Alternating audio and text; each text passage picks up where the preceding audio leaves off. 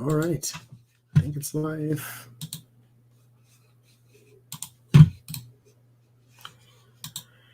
I think it's live.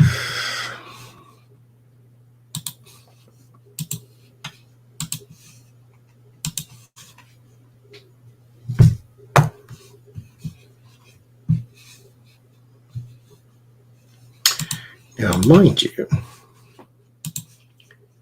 does not mean I'm ready. Just means I'm live.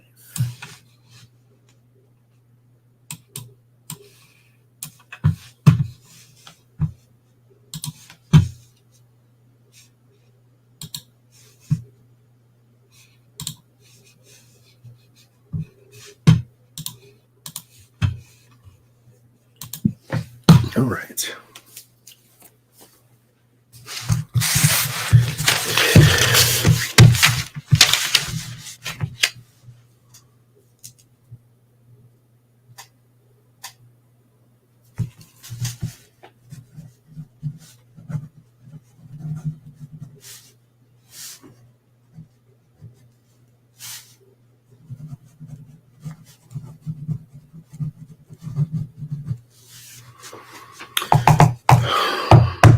Nothing cooking today. We got cards this time.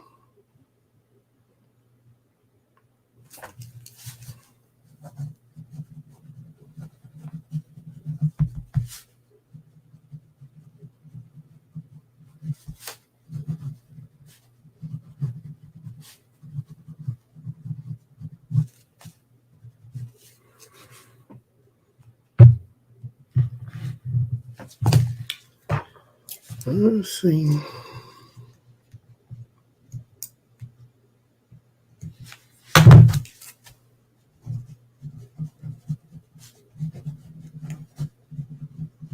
I haven't written down the questions yet, but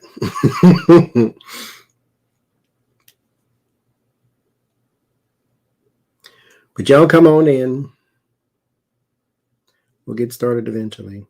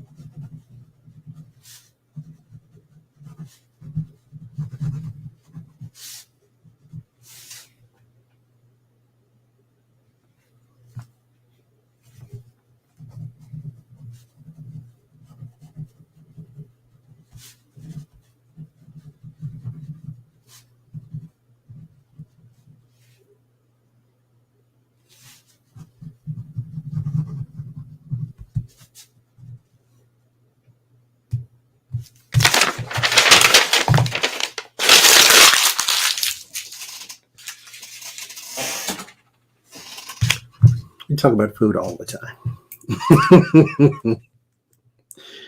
We'll just have a reading or two in between. How's that sound? But definitely.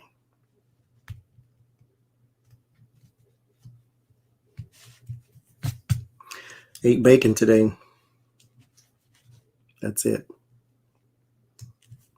That's what I wanted. That's what I had. You know, I don't eat bacon a lot.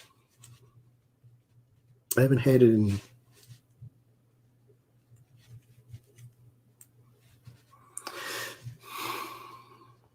months. Like, I think it was the summertime. It's never, I don't know, it's just not a thing. Lucky girl, you don't go to bed early.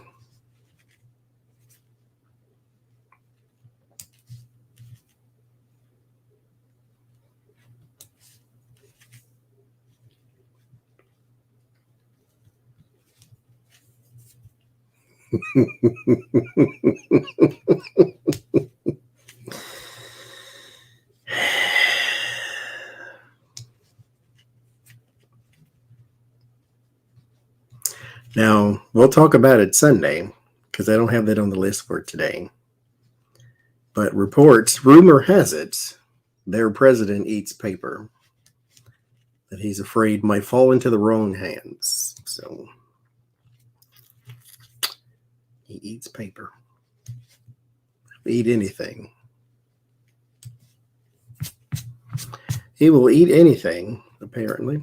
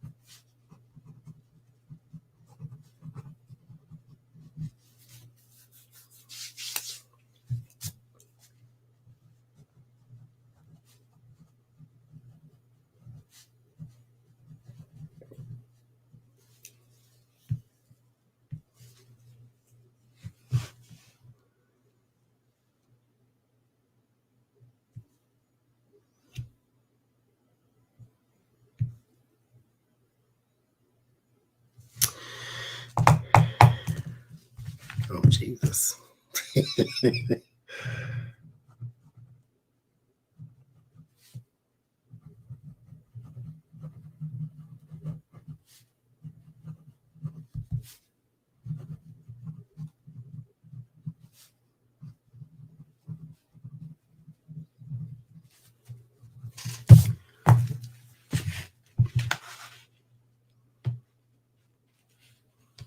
Salad sounds good. That's what I ate all last week. And then I get in a kick where I eat one thing like all week, and then the next week, don't want it anymore. Like, mind you, I say salad. I eat iceberg lettuce because I don't like romaine lettuce. I like the crunchy lettuce. So it was iceberg. And I couldn't put all the other stuff on. I couldn't put the grapes in there anyway, because the grapes they had they looked like sweet peas. Like literally. Look like a bag of sweet peas. And I'm like, where did you get these grapes from? I hate that store sometimes. No, I can't, and I can't. But what can you do? No, chicken soup sounds good.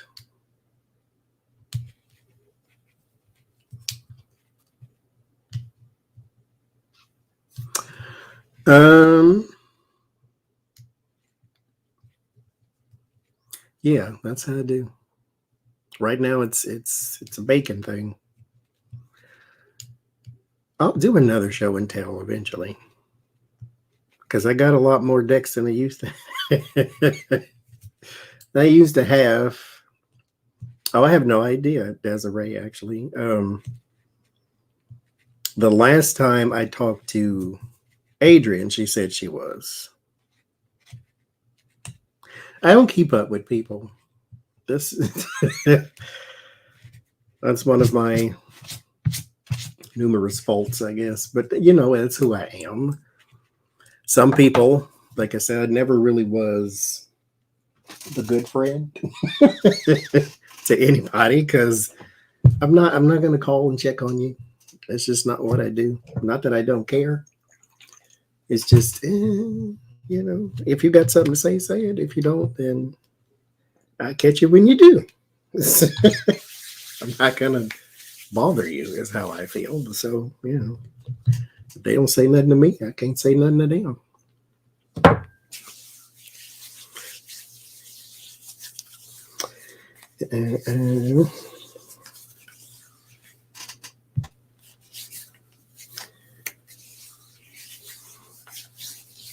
Now, the last time I talked to Shay was moons ago, but she was in the process of finding, her and her husband, like finding different jobs and things.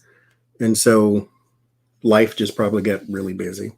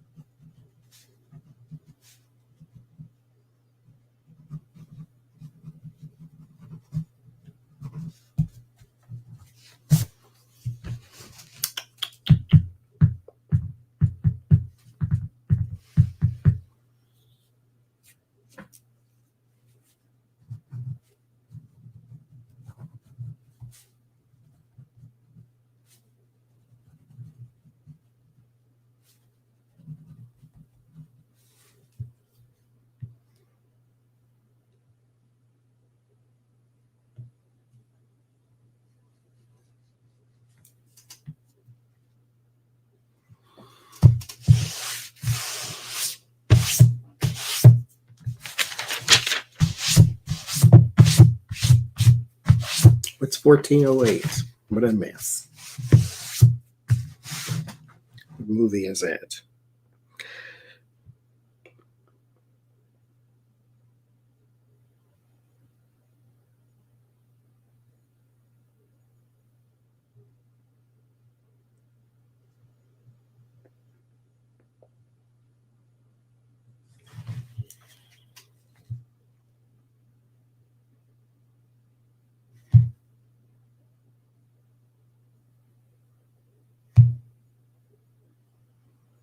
There we go.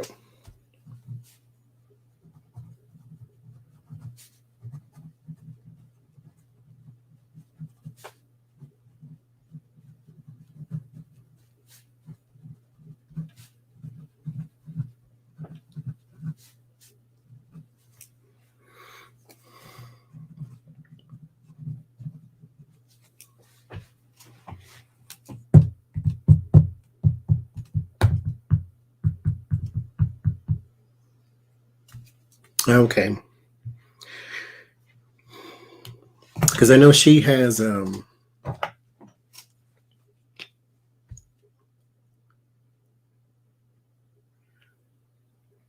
Desiree, if you ever need help, just let me know.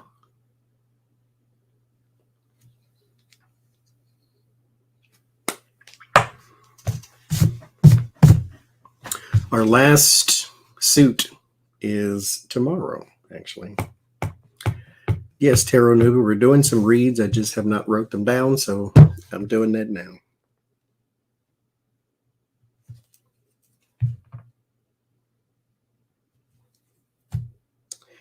I'm doing it now.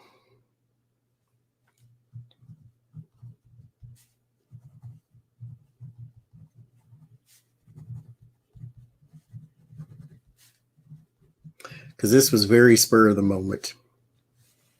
I started to do something else. And it's like, I want to go live too. So, yes.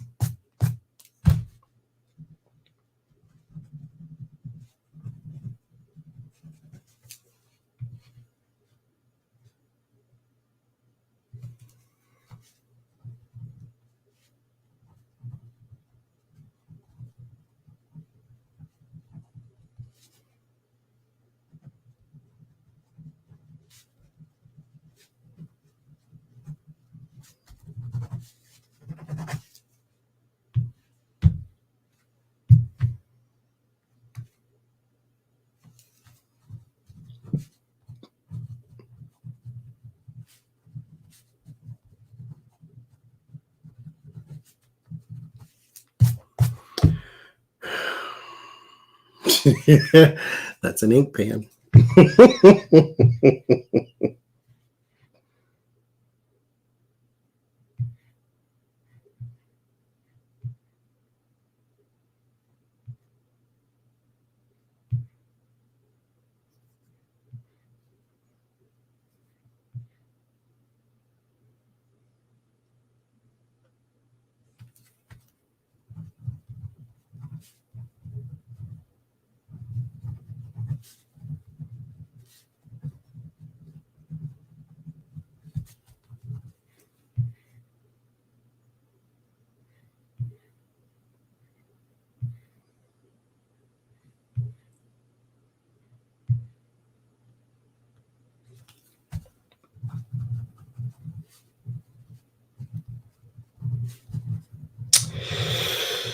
All right, so we're almost there.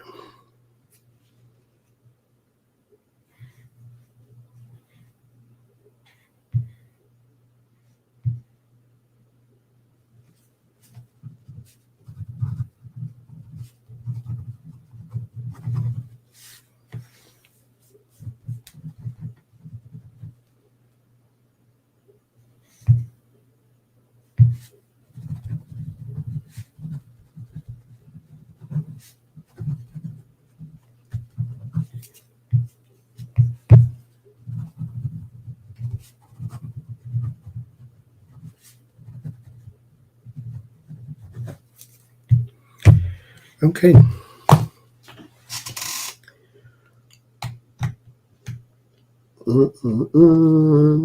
Verify one thing.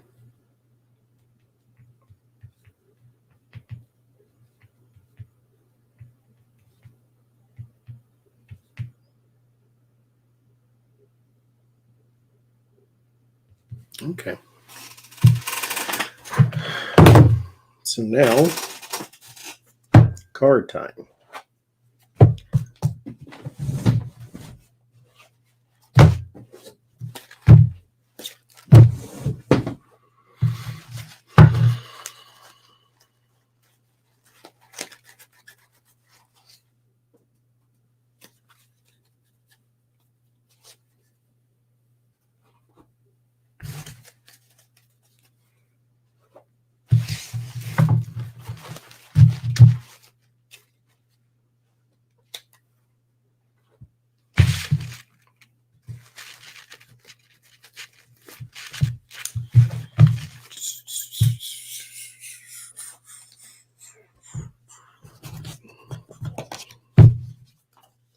All right, first,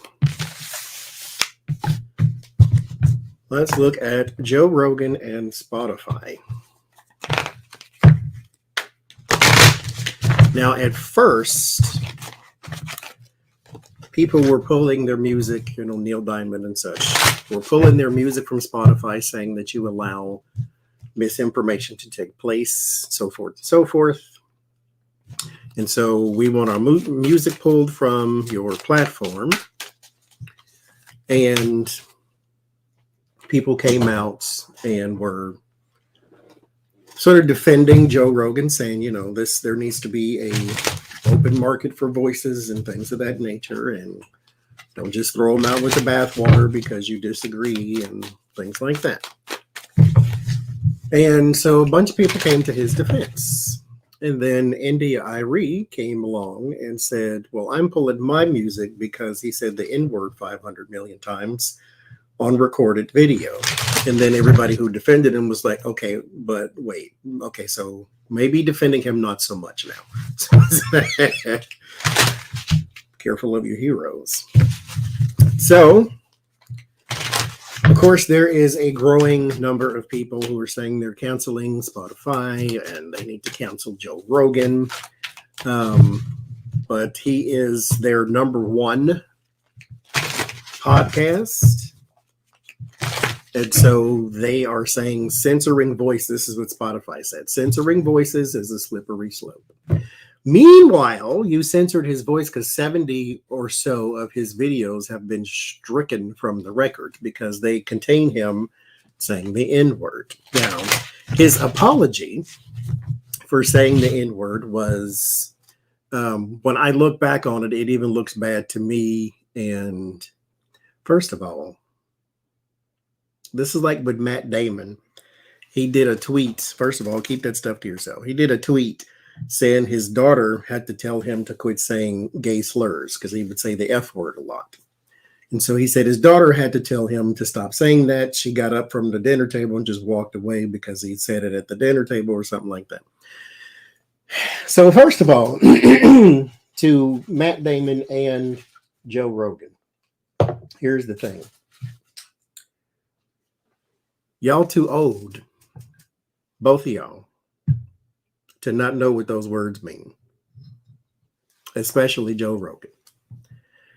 Now, when you come out and say, oh, I'm not racist, I just like to say the N-word, and you're a white guy, I'm sorry, no, that this doesn't fly. I don't know where you bought that excuse from, but take it back and get your money back. So he says he's not racist. Of course, he thought at some points he was being funny. But when he said he went to somewhere in New York and he went to see the Planet of the Apes at the movie theater and then came out, and then, of course, you're surrounded by black people. He said he thought he was in the movie or something like that because he was surrounded by a bunch of apes, right? So I'm sorry, no. You can't, no. Just no. I know you want to make it sound like I'm not a horrible person. I'm not racist. I'm not. No, sorry. If that word lies within you, you are racist or racist adjacent. And if you come out and make low jokes like this, then yes, you are racist. And the best thing for you to do would be to realize it and then change your actions. But So the pressure is mounting. He's got $100 million contract, which means he's a very big deal at Spotify, and they don't want to just let him go because he's big news for their platform. Not to mention, there's another platform that's saying, hey, this is not a joke, called Rumble. I will give you $100 million if you choose to leave Spotify. So what's going to happen with Joe Rogan and Spotify? Because everybody who rushed to his defense is now pulling all the way back.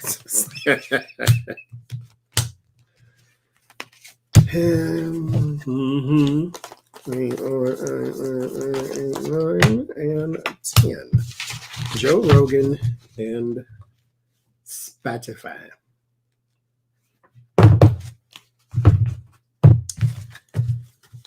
First card is the Emperor and the Queen of Pentacles. So the man and the money. The Lion, the Witch, the Wardrobe. So let's see where we go from here. 3 of Cups. 3 of Cups and Death. There is a change to the relationship, but there's a major change to the relationship. Let me say that. There's a change to the community, too. 6 of Cups and 3 of Pentacles. 5 of Cups, 2 of Cups. He's still there. 5 of Pentacles. This is going to be different kinds of money here. The partnership with Spotify is still there. The problem is going to be outside money. And so maybe advertisers, or so I don't know how their in particular income structure works. But there's something wrong there. There's something wrong in the outside money. 3 of Cups and the Death, the change to the community relationship. So a giant change in the community relationship, because mind you, pressure mounts and it snowballs. And so when you have a person who goes way against the social acceptance, the social norms, or you're talking about Black people. No, India Arie put him on blast, I think. Well, she did make another statement, so I don't really know. When you talk about the protected groups, Black people, Jews, gays, that type of thing, then there's mounted pressure on the people who support those type of entities. And so Joe Rogan is on the hot seat because the advertisers, I believe, there's a death or change in the community, the people, the support. But that support is tied to money. So it's not necessarily just subscriptions, because Spotify can withstand a few people canceling. I mean, they just can. But the relationship with the company is still there with the 3 of Pentacles. So that relationship is still there. 3 of Pentacles, 2 of Cups. That one's still there. So he ain't going nowhere from Spotify, at least not right now. Anything can change, but the money with the media, there's a lot of people pulling back. Some majors too. Some major players, like, I don't know, the Pepsi Cola and all that type of stuff. There are some people who are going to pull back, but he'll still be there. Racism is tolerated. So Chris Pavlovsky is the CEO of Rumble. Rumble is a social media platform that is trying to get off the ground too. It's a video platform, like a YouTube type of thing, I believe. So, will they be successful in courting Joe Rogan? Because they're saying, hey, come over here. They're kind of like the getter in the parlor and all that. Hey, come over here and spew your garbage over here. We love that type of stuff. So, will they be successful in courting Joe Rogan? Let's do 6. 1, 2, 3, 4, 5, 6. We start with 4 of Pentacles and the 8 of Pentacles, no, you know, I mean, they did say that it was a legit offer for $100 million over 4 years.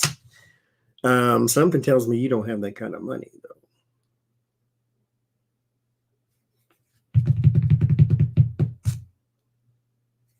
I don't know how you would go into a negotiation with somebody offering them $100 million and you don't have, but maybe you got it and I don't know. Maybe I'm always say I could be very wrong. I have been before. So, but 4 of Pentacles and the 8 of Pentacles. Here's savings and here's work, but this is nothing gets in, nothing gets out. There is no huge sums of money coming into Rumble. So I don't know. I don't know. But no, the Fool and the King of Pentacles. It's a bit foolish. You lack details here. So no. It's affiliated with Trump. Well, of course it is. You're courting the races, of course you are. Jesus. I don't. So I don't think they're going to get Joe Rogan.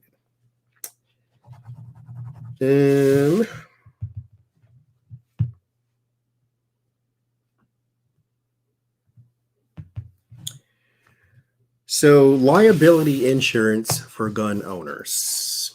They're in the Silicon Valley. Or is it silicon? It's not silicon. It's silicon, I believe. Anyway. Thank you, Lucky.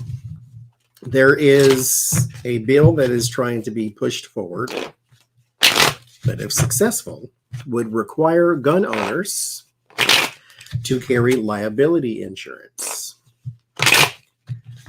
in the case that you call grievously bodily harm to another person. So, will such a thing ever see the light of day? Because mind you, not all people who own a gun are bad people. They're not all quackernons. They're not all Jan 6 rioters. They're not all Trumpers. But at the same time, you do need to do something somewhere at some point. So, liability insurance for gun owners. Will it see the light of day?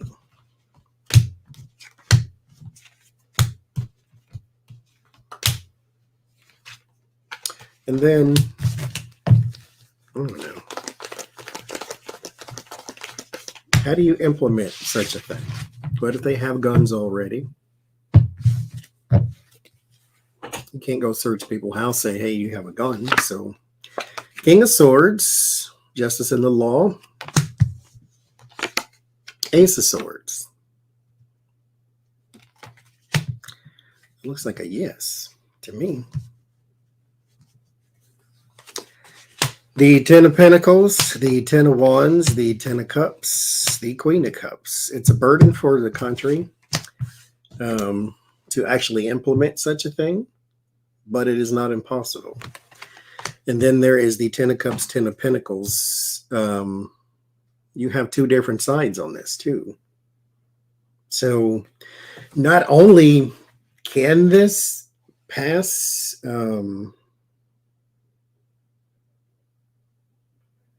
but it might be bipartisan too. Like, that's my Democrat card and that's my GOP card.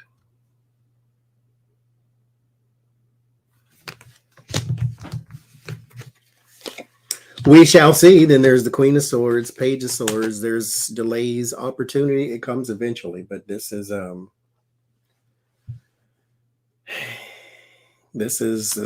yeah. Yes, it will. Yes, it will. Well, we'll see when that happens, though. It takes a while with the Page of Swords. There's bad news and delays, and like it goes up, it goes down, it goes up, it goes down, it goes in, it goes out type of thing. So it's something that doesn't just fly straight through the legislator, but eventually, yes, it will. Bipartisan support. Here's my thing, though, because I would think for something to be bipartisan, it would have to be extremely egregious. Like if they got in and caused harm to somebody in Congress during Jan 6 or something, then you might have some sort of course you might want to take. At the same time, if Sandy Hook didn't change gun laws, what does? What does? Even with the pro-life party, those are kids. I'm pro-birth, pardon me. But, you know, like if that didn't change it, what changes it? Columbine didn't change it, and that was ages ago. So,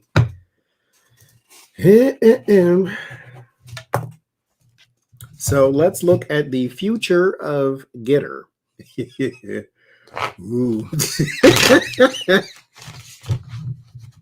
Apparently, they just fired 9% of their IT department because they can't pay them. So,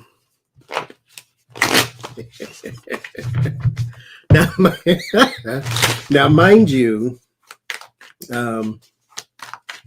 that's true, only if it happens to them personally. But then again, that guy, he was the senator who got shot at the baseball game. He voted, you know, against stricter gun laws too.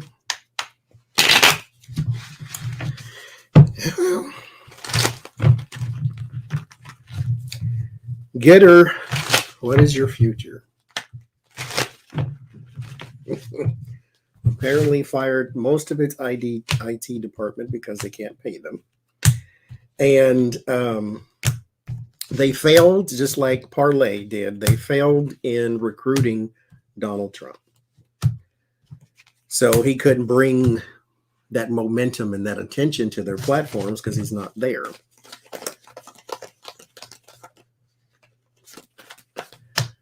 And which is interesting because, you know, he's itching for a Twitter account, and he had the opportunity to go back into the social media sphere, but he turned it down because, of course, he wanted to start his own, which has been pushed back to March 31st.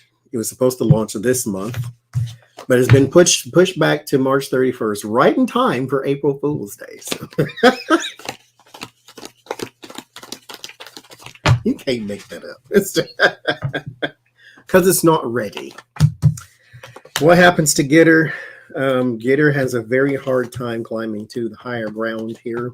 Of course they do, because it's garbage. So why wouldn't it? Yeah, there's a lot of bad news coming.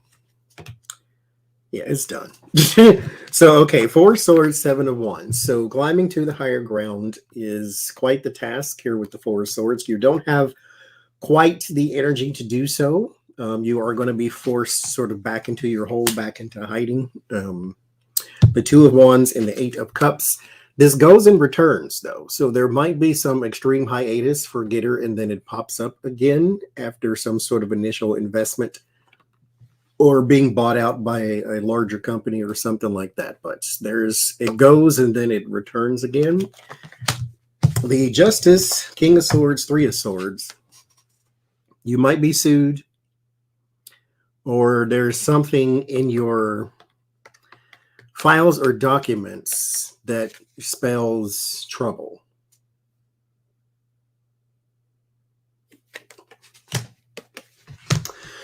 I think they were the platform that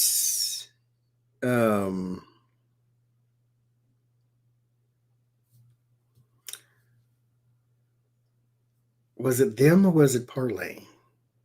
It doesn't matter, probably, but anyway, it was one of these platforms that didn't filter out people who were searching for child stuff. If you get Jeffrey Epstein type stuff, or it didn't filter that out of their system. Yeah. It ends in Page of Swords. That's bad news. Bad news, delays. I clarify with the world. Completion, done. Bad news for the media company. And then there's something here legally that's going to cause some trouble. Do I like hats? Not really. Because I don't have the head that they fit properly on. I like hats. They don't look right because they always sit weird. I have one hat. Now, mind you, I have like 6 hats, but only one actually fits properly. So I won't ever buy them because they just don't work for my dome. All right. North Carolina and Cawthorn. Can they keep him off the ballot? Well, they can. It's been ruled that they can, but will they disqualify him and take him off the ballot?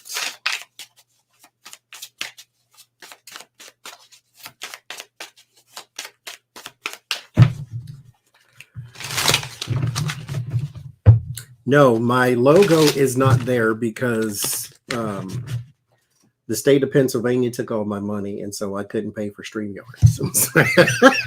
That's why it's not there.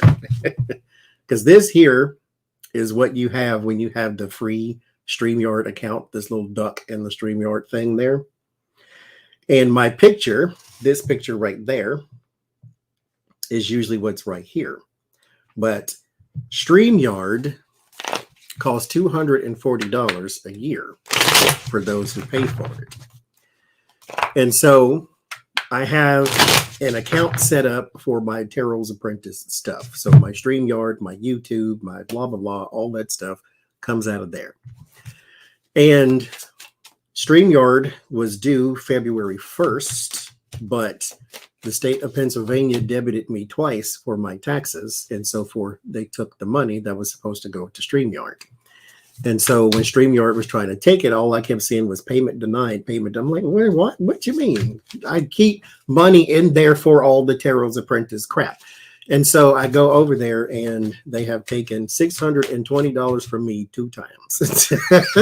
And so all the money that's supposed to go to pay for StreamYard, to pay for the internet, to pay for the YouTube, to pay for the cards, to pay for the blah, blah, blah, it was all gone because they took it. So that's why the duck is up there and not my picture.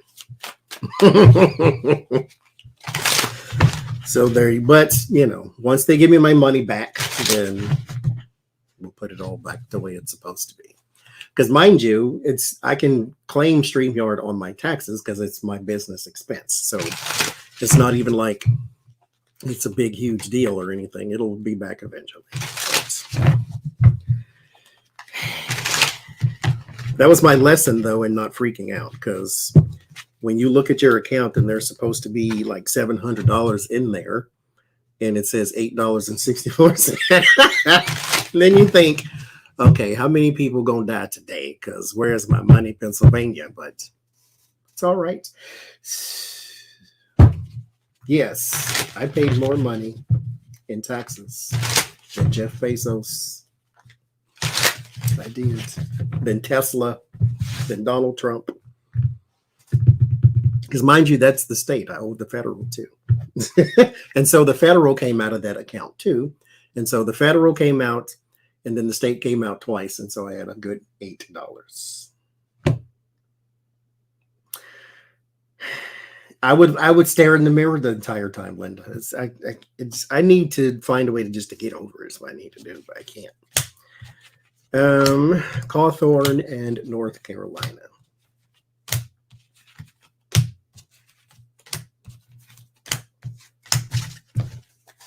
One, two, three, 4, 5, 6, 7, 8, 9. Yep, twice. You know what, though, when I first moved to Pennsylvania, and we got here and all of our furniture did not. And then I ordered things. This screen from Amazon was my lesson. I ordered this. It said it was delivered. I walked outside and it was not there. And so I went on the freak out, and I'm like, somebody stole my stuff, and I was beside myself, right? Because it said it was delivered and it wasn't there. And I came in here and I'm like pulling cards. Where's my stuff? And I can't see straight because I couldn't focus.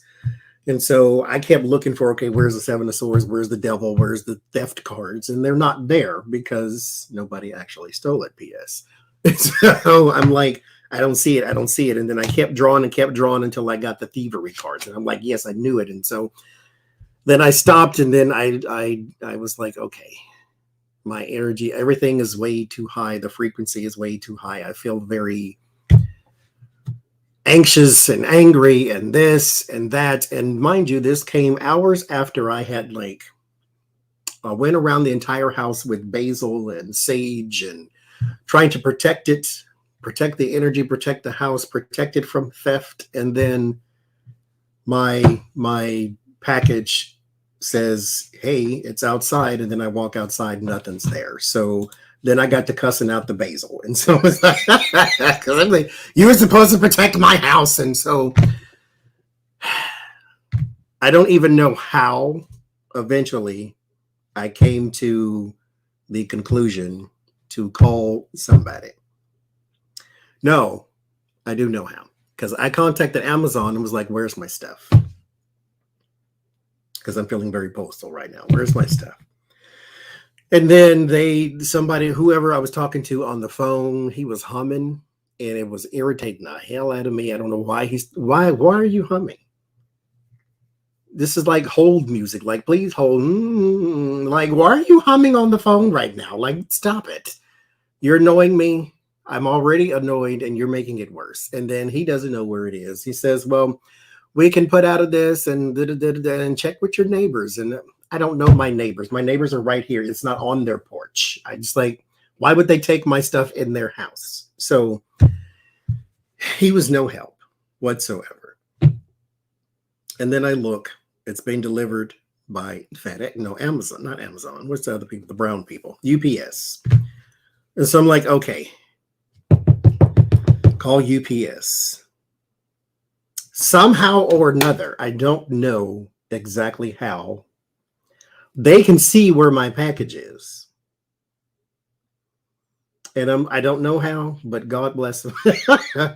Because I live in condominiums, and so they're all in a row, but there's some behind us too. And my address is one number different than the one behind me. And so when you look at it, though, if you're looking really fast, that address behind me looks like mine. And so the person whoever delivered it, took it back there instead of bringing it here. And so, like I said, I don't know how she was able to see where it is, because the address on it is still mine. It's just sitting in front of somebody else's house. And so I walked around the corner, and just so happened the woman who lives there pulled up at the same time. And I said, is this your house? And she locked the door. Like, who are you? I'm like, that's my package. She says, okay, I'll tell FedEx or something. You don't need to tell them. I just got off the phone with them. And so I took my stuff, came back home, and was like, but the entire time I was pulling all the non-existent hair out of my head. And so with the state of Pennsylvania taking all my money so that all of my bills went into default, like this one here, it wasn't a freak out moment, because I had learned my lesson. All you got to do is look for options. There's an option somewhere. And so what happened is I emailed and called the state of Pennsylvania. And a part of me was like, okay, this is not going to go well, because I'm pretty sure I'm going to be on hold for 48,000 minutes and then have to give you information I don't have. What is your account number? And what is your da-da-da-da? And like I say, I don't know what that stuff means. But no, I left a message. They called me back the same day and emailed me back within 2 hours. And the lady on the phone, she didn't know too much of what she was talking about, but at least they called me back. And she was still at the same time saying it's a simple fix. Just do this, this, this, and this. The person with the email said, just send us an email. Yes, the basil worked. She said, just send us an email saying you want your money back. That's all you got to do. I'm like, okay. So I done that. I ain't got it back yet, but I done that. So there's options. Carthor. Hermit and Six of Wands. Judgment, Three of Swords. It ends in a Queen of Cups. I don't know if he has a female challenger or not. Yeah, there's somebody he's defending against, some woman that he's defending against. I still see him on the ballot. I don't see him disqualified. The Hermit, the singling out, successful here, person at the center of attention, so singling him out here. But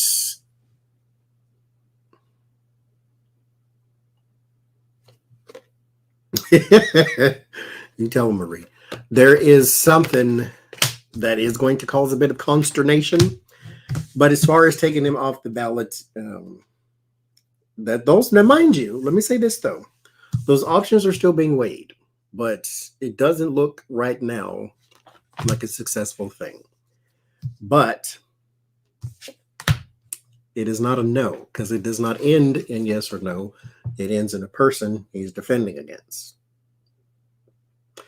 So this is still a very large possibility, especially since he was part of the insurrection, and you can be disqualified because you did not uphold your office and all that good stuff. So we'll see. Like the Judgment card, we'll have to come back to this one. But it ends in a woman that he is defending against.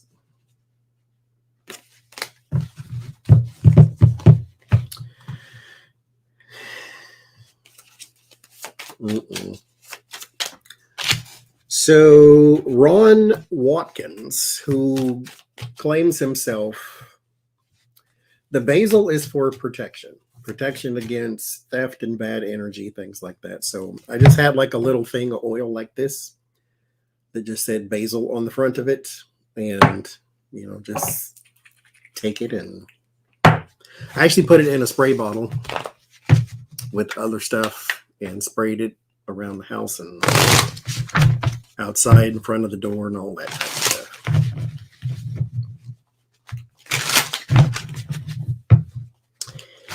Ron Watkins, who claims himself to be the Q leader, the leader of the Qs, who is running for office in Arizona. Was he running for Senate, I believe?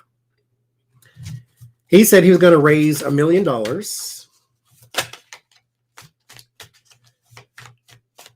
But he has raised $32,000.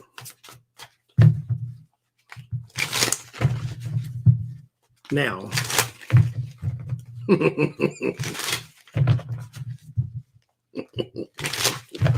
it's a long way from $1 million, buddy.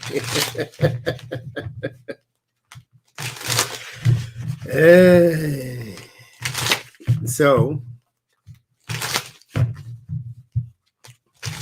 will his Senate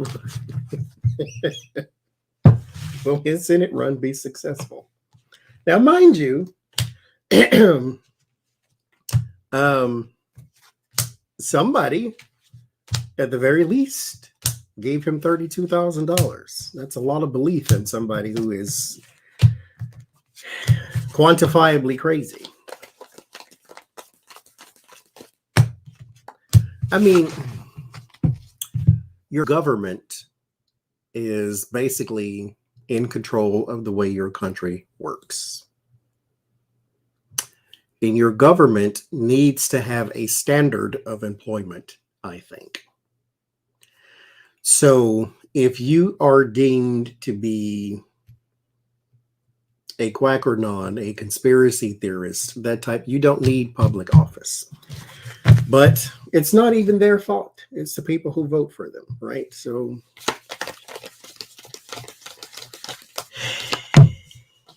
how's it going to go? Hangman, Knight of Swords. It's erratic. I think he knows it's over, too. But this is not so much about the run, because there's hope. This is how it ends. It ends in positivity with the star card. But his ultimate goal or his aim is not the Senate. It is the injection of his beliefs. So they're doing that. Because the Hangman, the perspective change, the enlightenment, the wisdom that you gain from something is erratic. So he's already in a space where he doesn't need to be in public, period, let alone public office. But this is meant to sow discord over time. So this is not so much about holding office. This is more so about injecting his garbage, which he has the ability to do. So ultimate goal is going to be there, because mind you, what's happening right now with the spineless one, which is where we're going to next.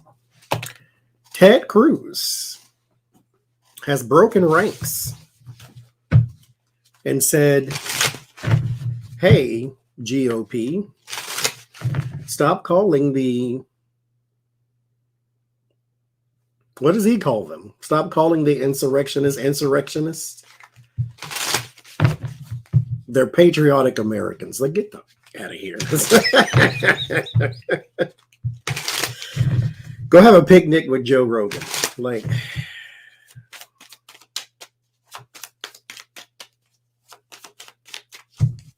I can't. I can't. No, we can't restore comments, but as long as you don't block them, then it's, it ain't a big deal.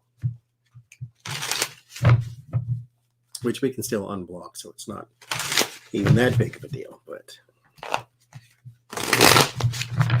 it happens. Especially if you're on the telephone, it happens a lot. Because it just pop, and then as soon as you hit the wrong thing.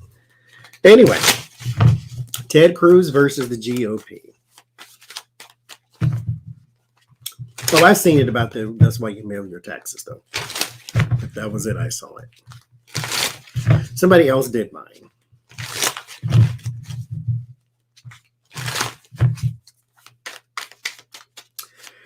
So, Ted Cruz versus the GOP.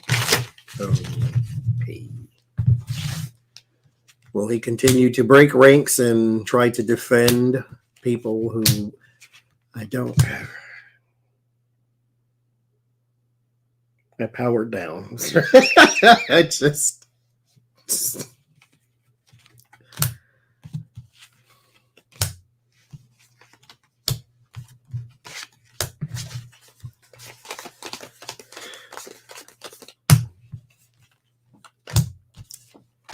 I don't understand. I don't understand.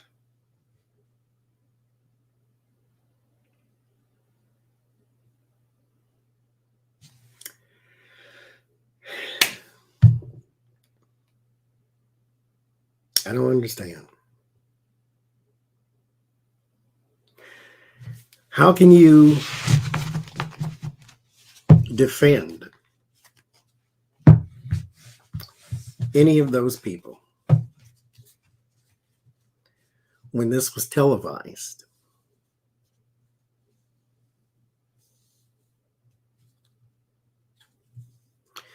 Calling them tourists is an insult to people who died that day, insult to all your coworkers, insult to yourself. It's like calling the 9/11 hijackers people who just made a wrong turn and they flew into buildings. These people had an intention to disrupt and to hurt. You saw it. I know you did, because we saw it. And how can you stand up and let fall out your mouth this effluvia of they're patriotic? Idiotic. Okay. That's a bit tame, but idiotic I would go for. Treasonous and sedition. Okay.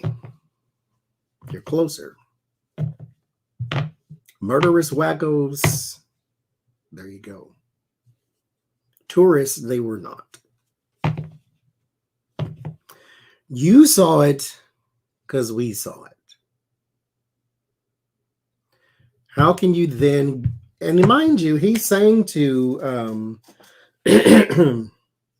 he's saying to Mike Pence, Mitch McConnell, George Bush, don't call them insurrectionists. We shouldn't call them that.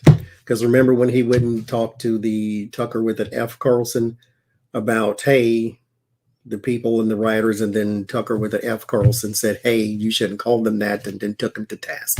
And so now he's been trying to backpedal everything. He is the worst person.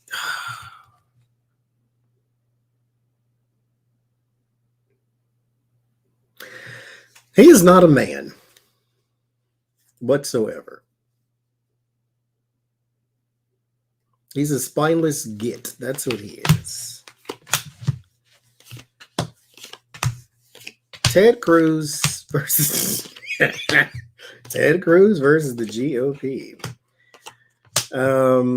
Something about this doesn't end well. Let me clarify.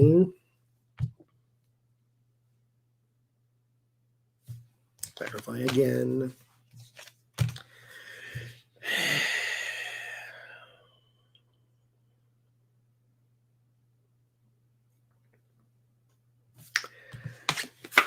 The Hierophant and the Knight of Cups. There is something here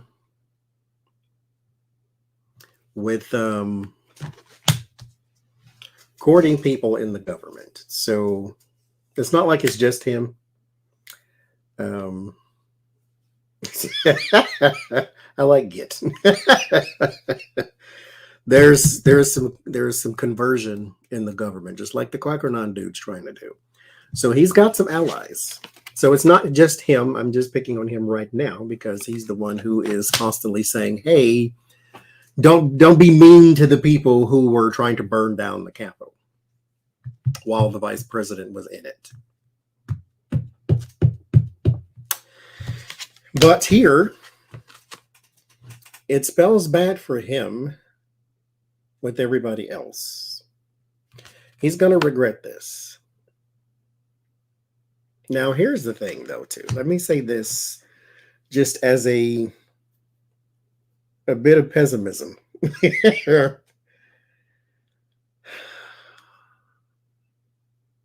We don't own karma, therefore we can't tell it what to do.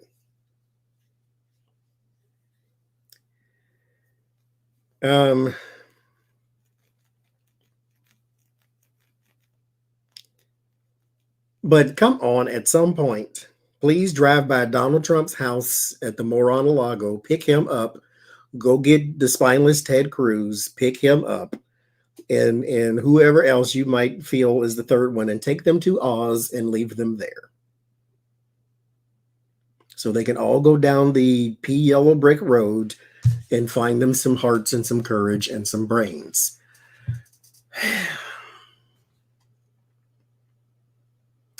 He is going to regret this, but at the same time, I don't see how. Like, show it to me. Hey, I'm waiting for it. The blinds are open.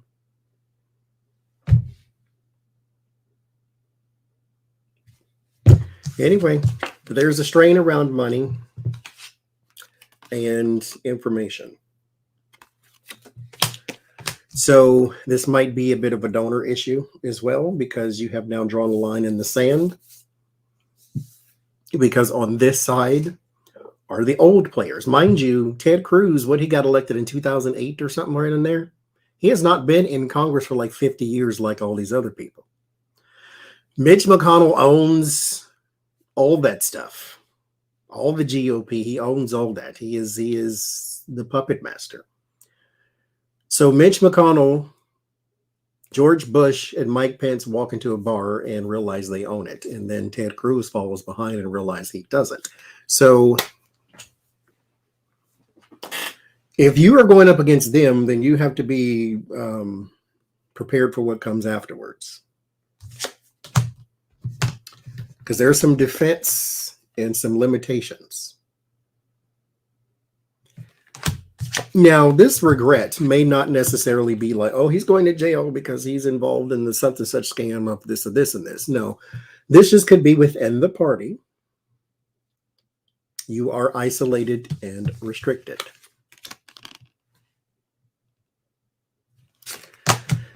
And it ends in the High Priestess. There's a lot of closed door meetings and things of that nature where you are recruiting allies. And so he's not alone. He's just not more powerful than George Bush and Mitch McConnell, who still own their party. So now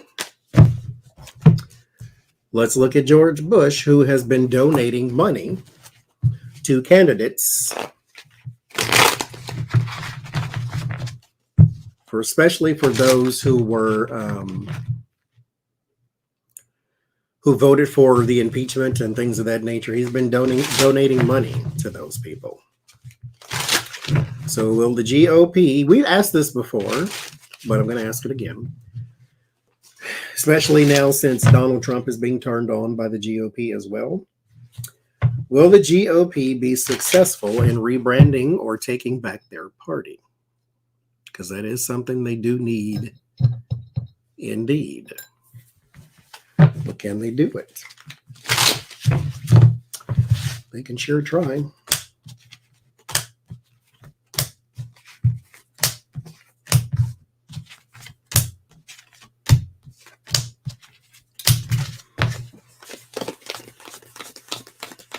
Look at the bottom already. 2, 8, 4, 5, 6, 7, 8, 9. Okay, got one more card. And 10. I mean, that's on the bottom. Not on the bottom, but that's the last card. There's your outcome right there. Right there. King of Cups and the 10 of Pentacles. So it starts with like a Mitch McConnell and the GOP. There's a burden, and it's the King of Wands. Leadership is their burden.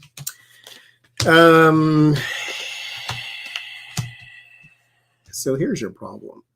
Okay, if I were advising you, here's your problem. Trump is the lingering smell. He's not the source of the problem. The source of the problem is now your voter base. Always was, because now they've been radicalized, and they've been radicalized against you. They're hunting rhinos, as they say. So your problem is you tolerated this sewage mound called Donald Trump for way too long. And you put him in this little bitty room, and he permeated all of that sewage. The walls are painted red from the GOP sewage. He's gone, but the smell is behind. The damage has been done. You can't get rid of him so easily. So it starts, like I said, with Mitch and the GOP. Your burden is leadership. And then there is a change in the support over time. This is going to take more time than it should have, because he shouldn't have been y'all's president in the first place. Y'all know how to manipulate these things to where the person you want to run against Hillary Clinton at the time, you could have gotten. But you saw the momentum of Donald Trump and was like, hey, let's take it. Not only let's take it, he's an idiot, and we can be president with just him sitting in the chair. But now it's going to take more time than it should have. So are you going to win back your party? No. Because your party has been overtaken with force.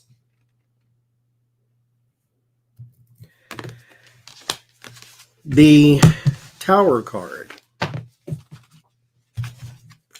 Oh, look at the bottom.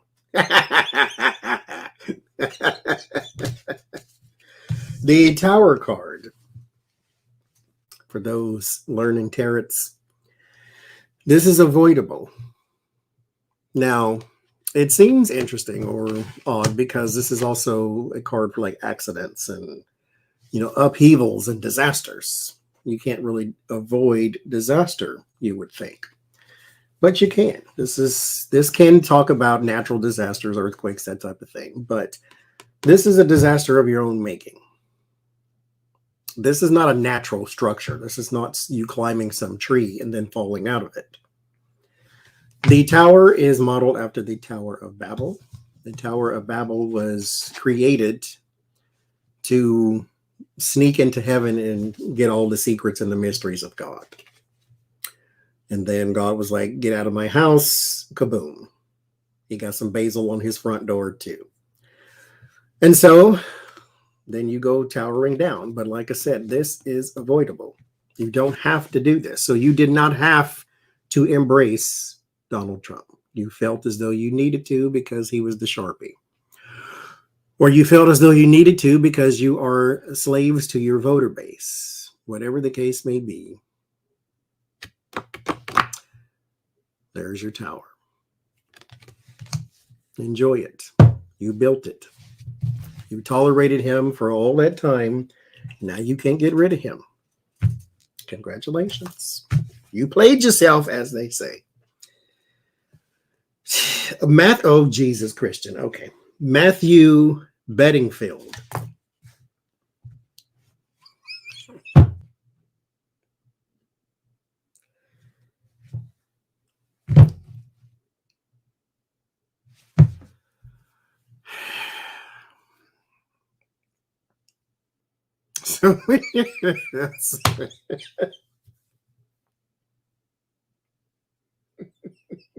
So Matthew Bedingfield. Look at his future.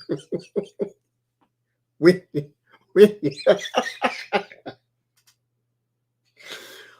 you look at the playing field of the rioters,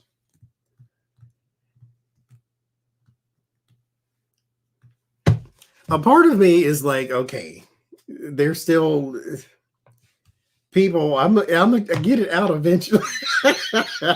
when you look at the playing field of these people, they get stupider and stupider and stupider. It's like this person calling the lost and found, saying, hey, I left my phone when I was, rioting at the Capitol. Have you seen it? Type of thing. It gets dumber and dumber and dumber and stupider and stupider and stupidest. It's like Matthew Bedingfield was at the riot too. He is out on bail for attempted murder.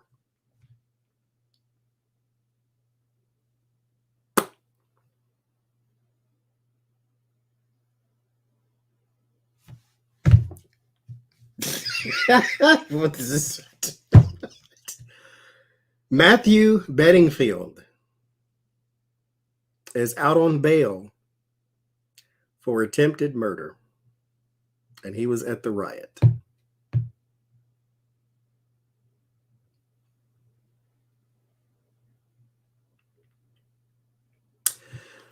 When you are out on bail for anything, you should stay as far away as you possibly can from anything that might break the law.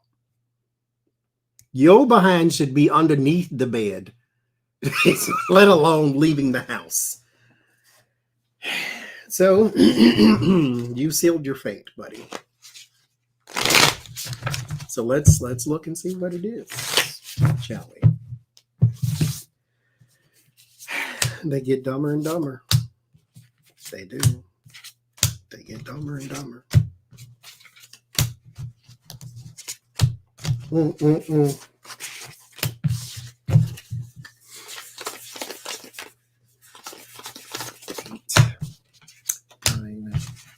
10. They get dumber and dumber and dumber and dumber and the Chariot and the Hangman. So, yeah, your progress has stopped. Your momentum has stopped. Oh, you know what, too? This is very interesting. Never, ever, ever. For those in the tarot class, I explained the Hangman, why he's in that position with 1 foot hanging. This has never come up in any reading ever until today. The Hangman, where's my car? Oh, it's too far. Anyway, oh no, wait. Let me look at this. I'll show you.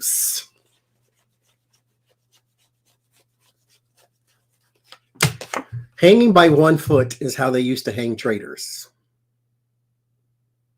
Now, this card is about self-sacrifice, so this person is not being apprehended. But that's how they used to hang traitors.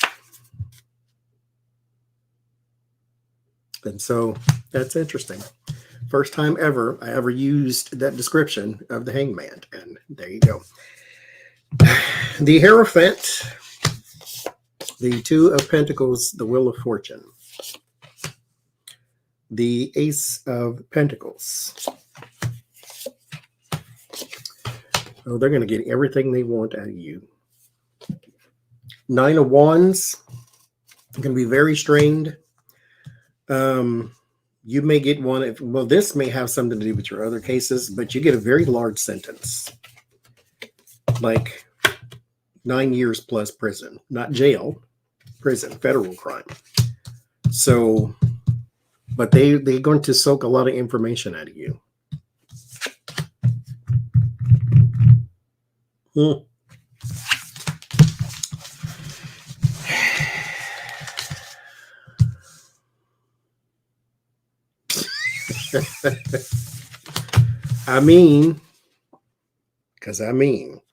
This is called the Dracula Tarot. And there you go.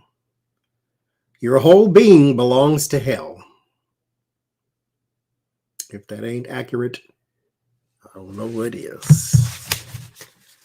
You are the devil's child, so there you go. So will the stock ban ever be implemented? No, but let's do a reading anyway. Not going there. Not going there. And I'm going to pull right off the top. Queen of Swords. 8 of Swords. 2 of Cups. 10 of Wands. King of Cups. No. It will be talked about more. But the 10 of Wands and the 8 of Swords, it's burdened by being limited. So it's the people who... they're policing themselves. And so you can't, it's like term limits. They're never going to vote for term limits because they want to be in there forever. You're not going to vote to restrict yourself because you want to be unrestricted. So yeah. Moving on. Jennifer Strahan. There's a person running against Marjorie Taylor Greene. There's 2. I forget the guy's name and I couldn't find it. But Jennifer Strahan was the focus of the article. So, how will she do in her run against Marjorie Taylor Greene? Because she's coming out. Now, mind you, she was a little bit more of doing a little bit of self-publicity, saying, you know, she's a Christian and a mother and a this and that. But... she didn't really come out and attack Marjorie Taylor Greene until now you kind of have to. She's saying that a person who's been stripped of all of their responsibilities in committees and things of that nature has no business in public office. And, you know, like who wants to be represented by a person who's lost all their responsibilities because of their behavior? So how will she do in her run? 3 of Cups, the Knight of Swords. She's going to get a lot of support all at once. I wonder if Marjorie turns to her, or turns on her, I should say, and maybe starts some like personal attacks and things of that nature, because she gets a lot of support. The Knight of Swords is a bit of a chaotic energy, or really, really, really quick, fast energy. Three of Cups is community and support.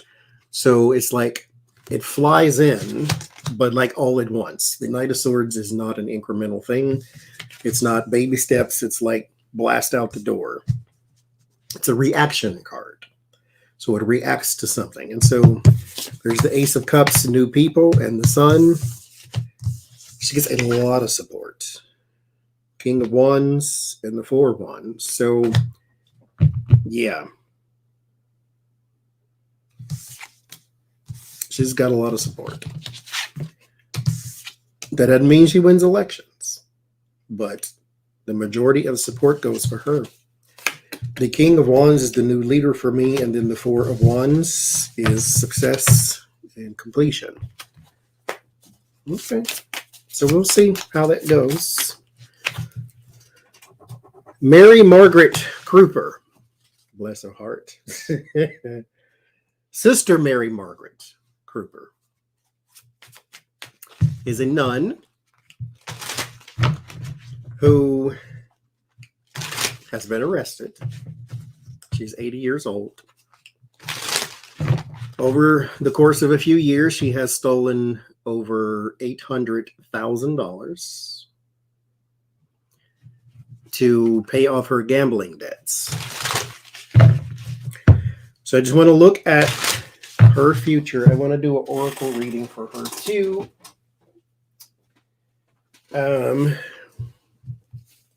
Even though you stole money, I will still try to look at this from a spiritual perspective too, and see what course of redemption one might take. Because of course she has, asked for forgiveness and but she has stolen $800,000 over the course of some years to pay off her gambling debts. So let's do the tarot reading first. She did go crazy at bingo.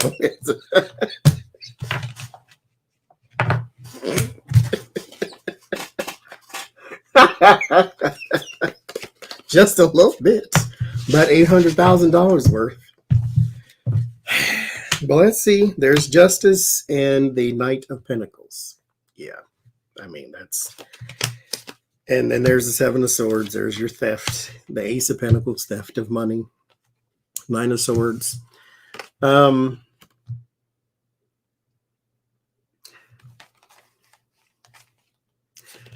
Okay, so there... Oh, Jesus.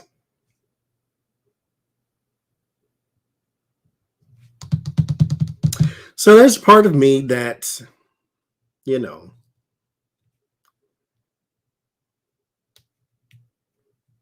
will poke fun, but there's a part of me that's slightly worried about Sister Mary Margaret and Jesus Christian. And yes, because I think she may be falling a slightly bit into severe depression because she has shamed herself. Yes, you can ask for forgiveness and all of this, but this is extreme shame because that's what this is. It's very strong. $800,000 though. Like, she was sentenced to 1 year in prison. Like I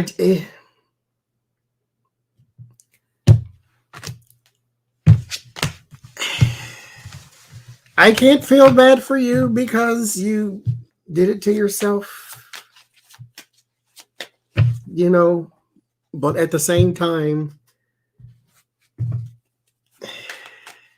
can't because I can't feel. I'm sorry. I'm not Mother Teresa. I can't because that's $800,000 y'all could have been feeding the community with. Like,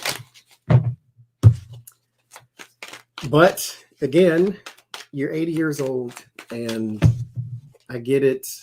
Life is hard, and you felt like you couldn't turn nowhere else. But that you're in a position of authority. You're in a position where you personally could have asked anybody for help. Y'all's system is set up for anonymity and confession and all that type of stuff. It ain't like they would have put you on blast. They can do it now because they caught you. So I'll kid glove it, and we'll see. Redemption, road to redemption, spiritual path. What does the card say? She ain't Mother Teresa either. Although Mother Teresa had a reputation amongst her critics. Her charity in India just had a money problem too. They didn't steal money. They were cut off from it because of forced conversions, they said. Message in a bottle. That's divine message.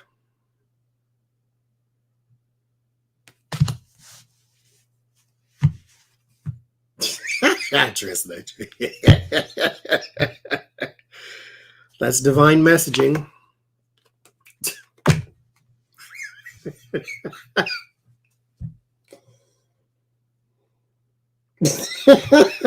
Lord have mercy, Jesus. Lord, have all of the mercy. All of them. All 10. Have 10 mercies. I want you to have it. Time for a nap. This means time to pull back.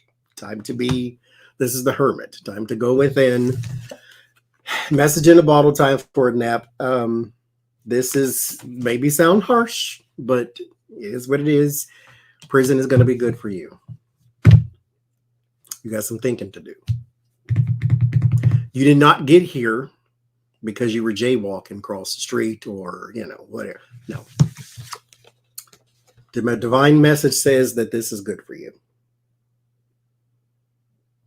Because, mind you, yes, you may have been a nun still while you were stealing the money, but your focus was off the divine and into your carnal needs.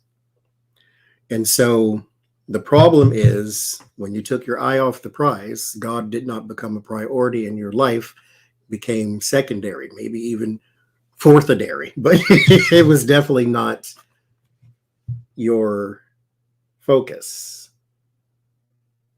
So right now, it's kind of hospital beds and prison cells. When you are restricted, you can't move. All you can do is think.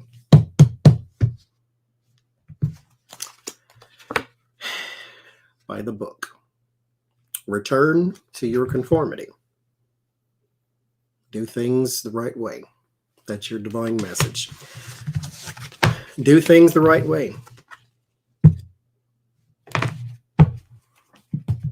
Return to conformity. Return back to the place that you should have never left.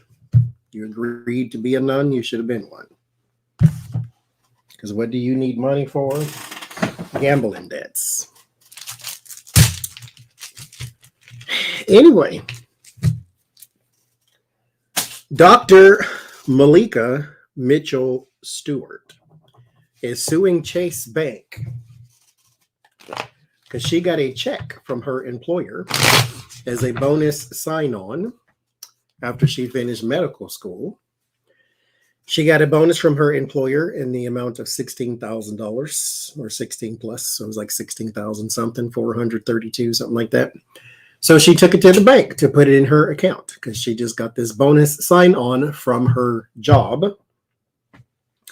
And she took it to the bank, and the woman behind the counter would not deposit her check. She said she felt uncomfortable depositing her check. And then they got somebody else involved, and they said, yeah, we don't feel comfortable depositing this. Mind you, you're the bank. I worked retail for 850 years. If somebody came in with the check, you know what we could do? we can call the bank that the check is listed, got the bank on there, called the bank and said, hey, will this clear? They say, yes, it'll be fine. Boom. Takes 3 minutes total. 3 minutes tops. Hi, Becca. 3 minutes. Hey, is it $16,000 in here we can give this girl? Yes. Boom. Put it in her account. Everybody have a nice day. She is black. And so she is suing Chase Bank for discrimination. And Chase Bank, of course, has issued an apology. But that's about it. Like, oh my goodness, you went through that. I'm so sorry. Have a nice day. No. $16,000 check.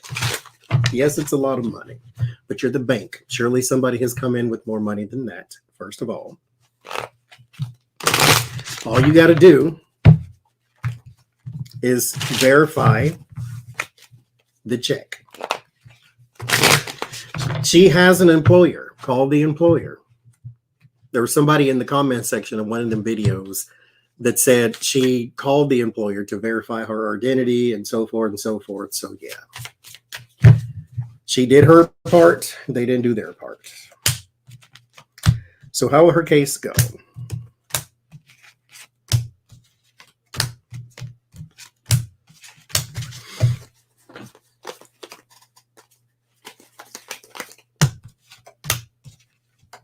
A sign-on bonus after she, 10 of Cups, the Emperor. So somebody, there's a boss, somebody. This is not a company, though. This is not a bank, I should say. There's somebody's boss involved. King of Cups, there's a doctor there. And the Nine of Wands, some strain.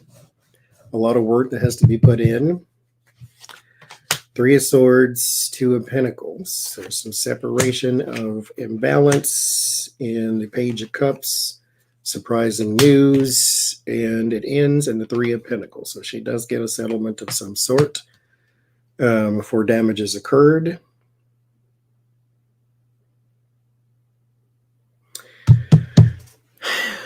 There's a doctor who is like very busy, like almost to the point of overworked.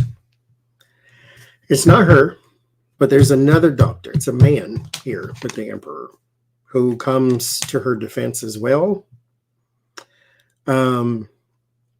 They raise a bigger stink than she does. Or maybe not a bigger stink. Maybe they're just not as, what's the word? Diplomatic as she is. Because she didn't fly off the handle or nothing like that. She was hurt and disappointed. This person's offended. Whoever this is, this person's offended. But yeah, she does win something in the end here. Okay.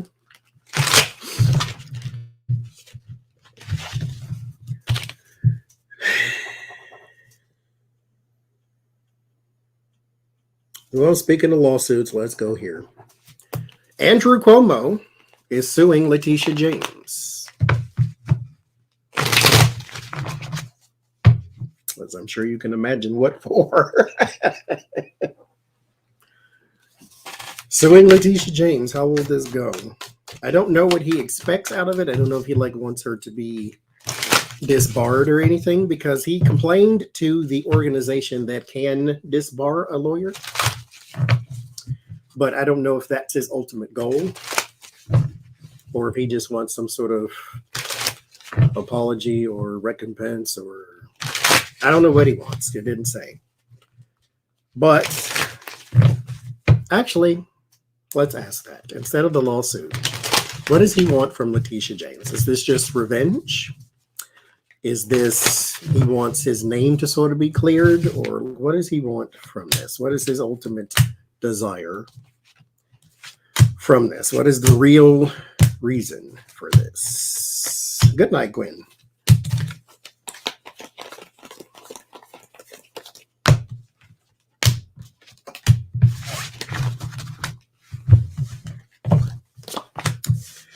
The Justice and the Five of Cups. Five of Cups is sorrow, regret, justice.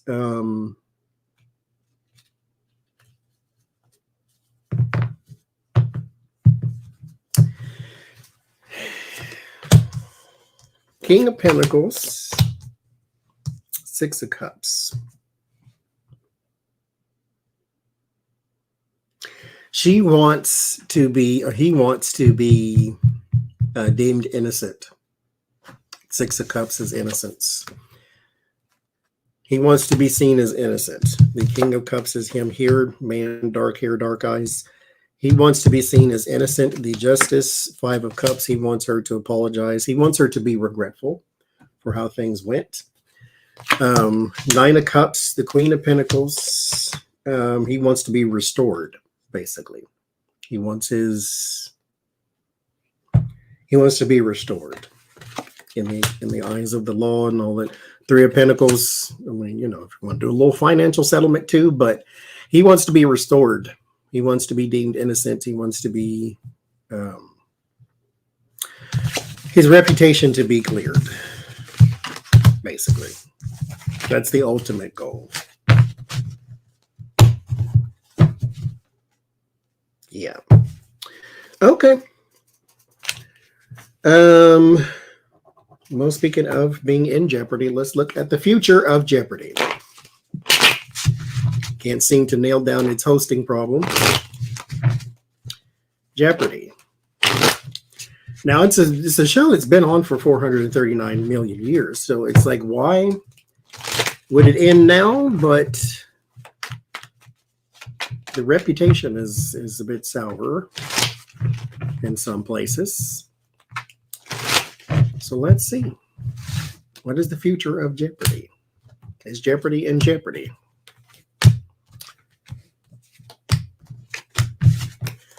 One, three, four, five. I'll just do five. Let's do six. Page of Pentacles and the Nine of Cups. King of Wands, Nine of Swords. No, it'll be there. They're still going to have a leadership problem, though. Nine of Swords, King of Wands. That's going to continue. But Page of Pentacles and Nine of Cups, it draws a lot of money. I mean, a lot of money. Like a whole lot. So it ain't going nowhere. No time soon, I don't think. At least not for this season and next season, but it'll be there. Let's go back into entertainment then, shall we? I'm going to change cards. And then we're going to look at Mr. Dave Chappelle, who is being called to the carpet.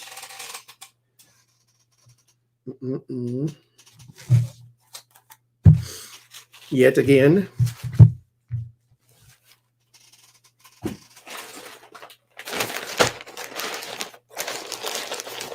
Yet again.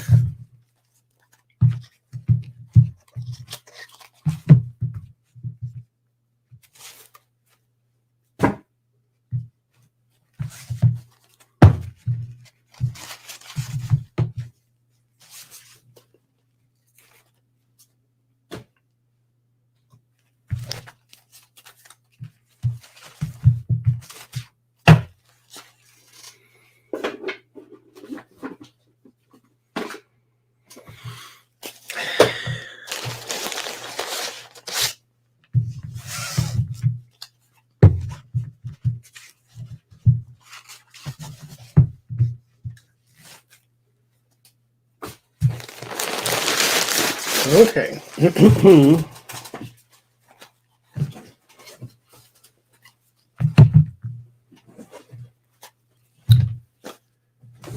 Dave Chappelle, who lives in Ohio. Was this place called Yellowstone Village or Yellow Springs Village? Something like that.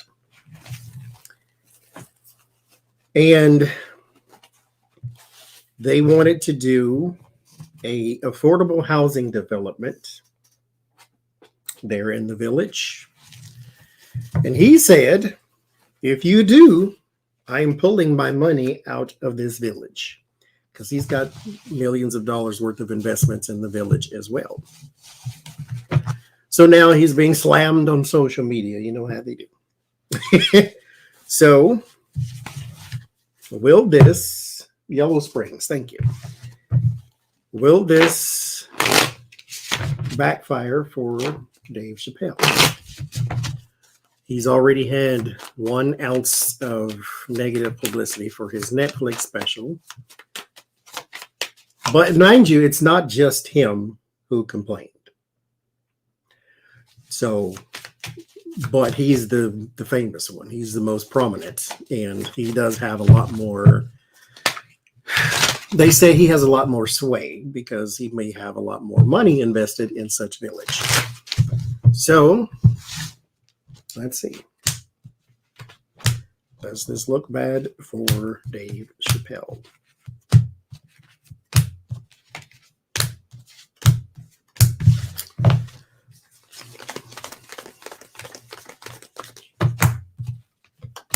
Now, he said you should be building a school to attract new residents, not a housing development, affordable housing development. 2 of Wands, 6 of Swords. No, this doesn't. No. 8 of Swords. The story will be out there. There will be some success lost. There will be a few more people who don't like him or things like that, but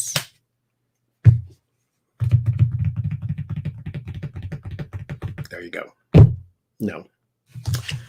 Does not negatively affect him. The story will be old in 2 weeks. So, the Wendy Williams show is getting a new host.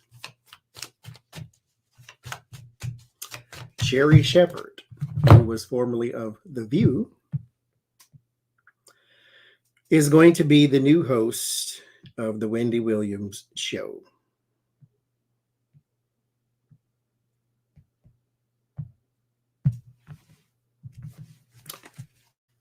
Will she be successful?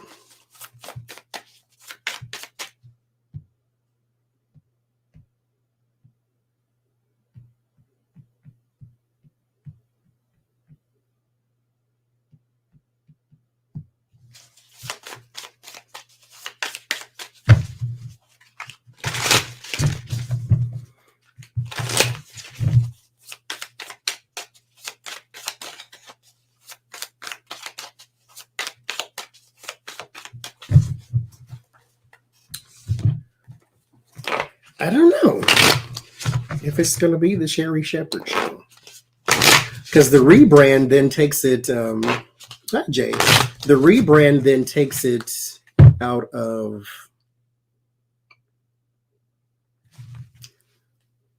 it takes it out of that arena, I think.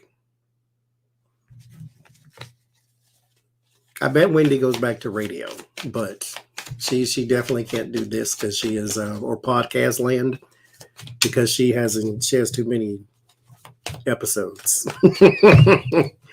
So, but Sherry Shepherd is not known for gossip TV, and so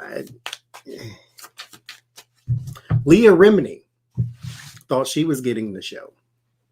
And she is, I love Leah Remini as a person. I like to hear her speak, and she's so animated and blah, blah, blah. She is not a talk show host at all. She's just not. Sherry Shepherd is too commercial to do a Wendy Williams type show. Sherry Shepherd had a show on the Game Show Network. It was canceled after 1 season. Now, mind you, it was on the Game Show Network, but it was a game show, so it wasn't like she had a sit-down show or nothing. But hi, Pat. Death. So there's a change. Eight of Swords, there's your contract. Seven of Wands, Three of Pentacles, King of Pentacles, Five of Wands, Wheel of Fortune, Two of Swords. Ends in the Two of Swords and the Star. I think she gets a season.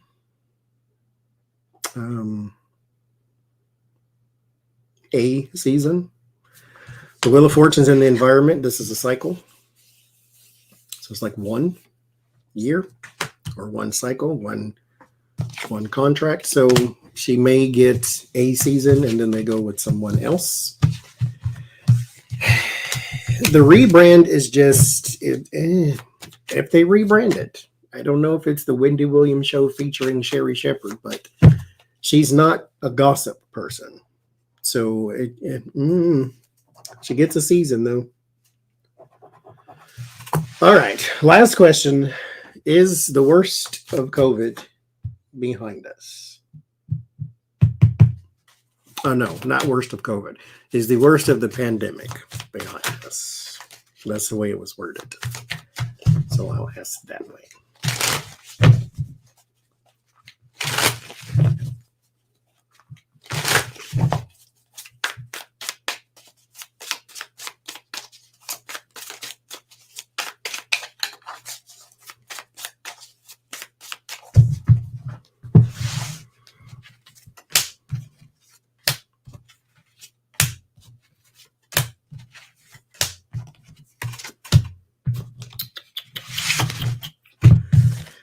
Let's see. Ace of Wands, new actions, the Sun. We got two yeses here. The Two of Swords, the World. The Ace of Swords. The Five of Pentacles. Worldwide, no. Countrywide, no. It's not ramping up. I'll say it that way. Countrywide. Worldwide is still a huge problem. Five of Pentacles is my COVID card. It's my card for disease. And then there's the world. So disease and world. So it's still there. It's still here. It's still a big deal. The Sun and the Ace of Wands spell success because of new actions. The Ace of Swords could actually be a new strain or new vaccine or something of that nature, for this is my card of surgery, needles, that type of thing. So here you have your new actions and your success, and then you have some sort of, now there's an indecision on it though. The Two of Swords. There's something else here, medicine wise, that's either being tested or hasn't been released or has not gotten the permission to be released. Here with the Two of Swords, somebody sitting on their hands, but there's something here. Some sort of injection. So there's a new thing, it's not a booster though. It's a new whole thing. It's a whole new thing. I should say it that way.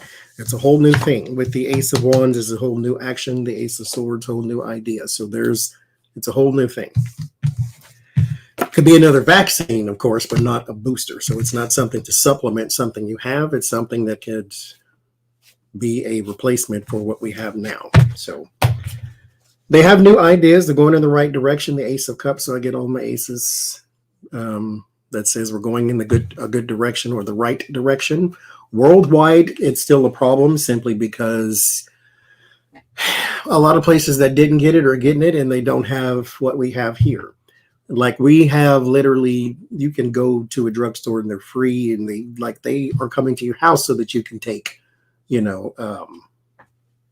the vaccine, and then some countries don't have it at all. So worldwide, it is still a problem, but there you go.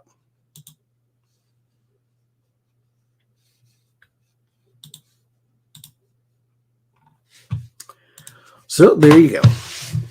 That's what I had today.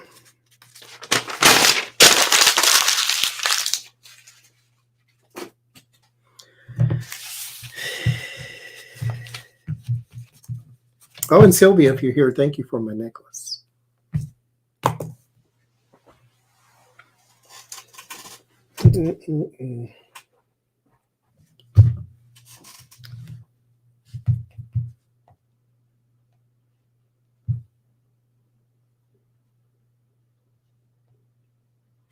Why they send me an email? You're live. I know that.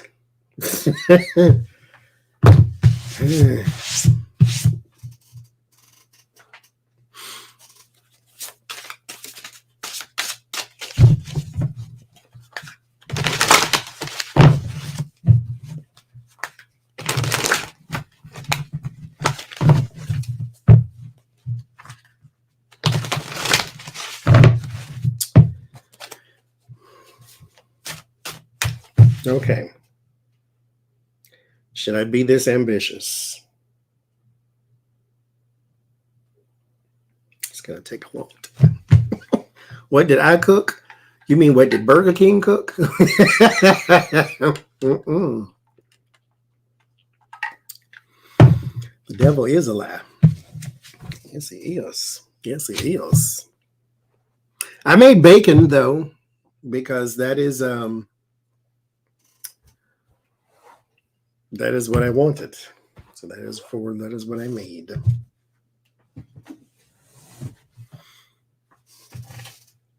Well, thank you, Rand.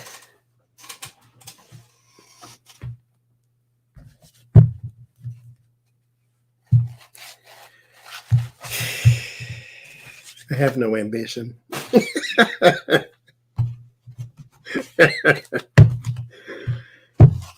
I said that in a job interview once. I still got the job, but looking back, it may not have been the right answer. But at the same time, I can't lie to you.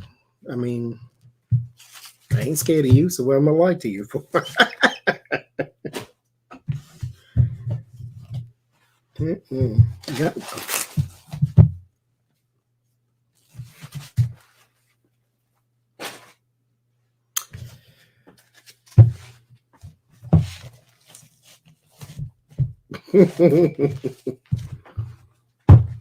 I buy direct.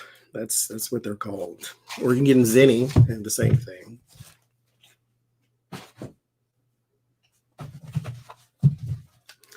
Ooh, Raisin Cane sounds good. Give me some when you go. There used to be one in the mall that I worked in back in the day. And we used to live down there. Just pull up a chair and go to Raisin Canes.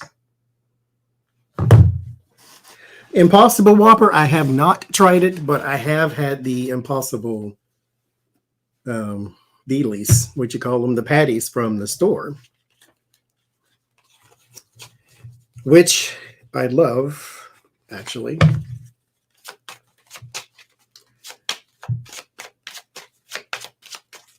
Bacon cookie recipe.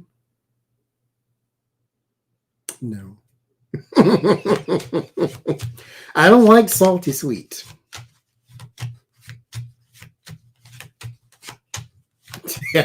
Cypress, that's me. That's me. I went to the store because I'm gonna try to make shepherd's pie. So I went to the store. I got potatoes. I did get the potatoes. I already got the ground beef, and I went to go get like some vegetables and stuff to throw in there. Went in the store, and the first thing in the store is the produce department. I needed nothing there, especially in their produce department, because it sucks. It just like I said, the grapes look like sweet peas, and all the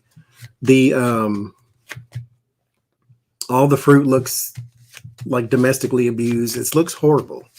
They got dots and holes, and I can't. And so I can walk past that. That's whatever. But right after that is the bakery. You know, a fat kid loves cake. So I always find something there. Mind you, I went in there for vegetables, but I went in there for frozen vegetables to make the shepherd's pie. And I got cake, like this little, they called gooey something cake. It looks like a piece of yellow cake, but it's like really, really, really moist, right? And so I got that. And then I said, oh, look, Hawaiian bread, because they very rarely have it. So I got the Hawaiian bread. And then I got like a can of chili and then like 2 packs of tuna just for like the, the little snacks or something I could make real fast. So I don't have to cook. And so I got that. And then I went potato chip crazy. I had a Cheeto and a Dorito, and then a sour cream and onion. I got 2 type of Cheeto. I got the jalapeno and the hot ones. Then I got the regular Dorito, and then I got I got a Funyun too. So I had like 5 bags of damn chips. And then I went and I got a thing of pralines and cream ice cream, and then I checked out and I went home with no vegetable. So there you go. I have no, now mind you, that was probably a good thing because I think there are vegetables in my freezer right now. Shepherd's pie with lamb. Okay, I don't want that. And so that's what I'm going to do. I think I have frozen vegetables because what did I use it for? I don't remember. I bought frozen vegetables for a reason.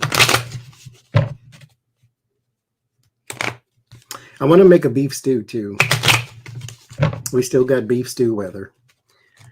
So I want to do that. So I think that's what I'm going to do. Make the cottage pie and then make a beef stew. I made baked chicken and rice the other day. And I baked the chicken with the ranch seasoning. So we had ranch chicken, baked chicken. And then I made sweet potato pie because why not? So because why not? So there you go. That's what I did. Am I cooking? Now listen. We trying. I don't know if you would call that cooking just yet. What's the last thing we made? The little potato bowl thingies. That's the last thing we made. Papa Rianos, however you say that. Papa Rianos. That's what we made last.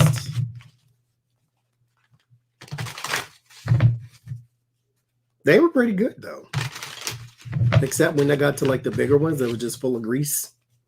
And yeah, no, that wasn't a good look. The first batch, the little bitty ones, were perfect. And then when I made the giant, now mind you, they were flat. You're supposed to make them in a bowl, but it's second nature. When I pick something up in my hand, I'm smashing it down like a hamburger patty type thing. So that's what I did. And so we fried the little ones and they came out perfect, and then tried to fry bigger ones and they got full of grease. So those went promptly in the trash. You made quesadillas and almost burnt them. I made quesadillas and did burn them. So I used flour tortilla and they was dark as me. So that was interesting. It really was. I can't make quesadillas properly. I mean, I'm not a cook, first of all. Okay, so we start there. But I put all the crap in there. I had the flour tortilla and I put cheese, and then I put the other crap, and then I put more cheese, and then I put the other tortilla, and then I put it in there. And so then it was frying and so forth. And then I tried to flip it over, and then half the stuff shot out the side. So there's a gap between the stove and the refrigerator, and half the filling of the quesadilla flew on the floor right between the refrigerator and the stove.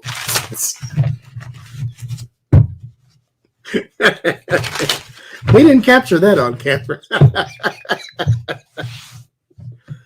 Oh, that was horrible. But those are my cooking adventures. I've never made an enchilada. I probably shouldn't try it either. Like at all. Like I flipped it, and it just, when I did the flip, all the stuff just shot out the side. There you go. It was a rough day in the city, I'm telling you. It just was. The very first time I made them, that happened too, but those were better because I didn't burn these. But there's an apron that says it's not burnt, it's flavored. So maybe I should buy that one next. I did set off the smoke alarm yesterday because I like my bacon a little dark. And so it was fine until I pulled it out of the oven, and then all the goodness went in the air, and so the smoke alarm went off. And it wasn't smoking. Well, at least I didn't see it. You know, I'm blind though. But I like my bacon dark. I don't, because I like it crunchy. I don't like chewy bacon. That's a no-no for me.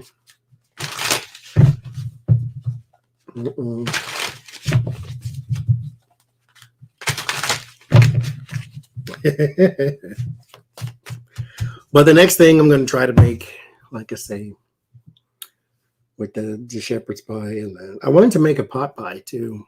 The very first time I tried that, it went very wrong because I don't use salt. Salt is not my friend. I don't really care for it. And so, no, the firemen didn't show up. And so I said, okay, make sure you season it, put some salt in there. And then I put all the salt in there, apparently, because then it was salty, and that's all you tasted was salt. And so it went in the trash. I will say, though, when I do make things off camera, it goes very well. It goes a lot better than not. But I'm going to try to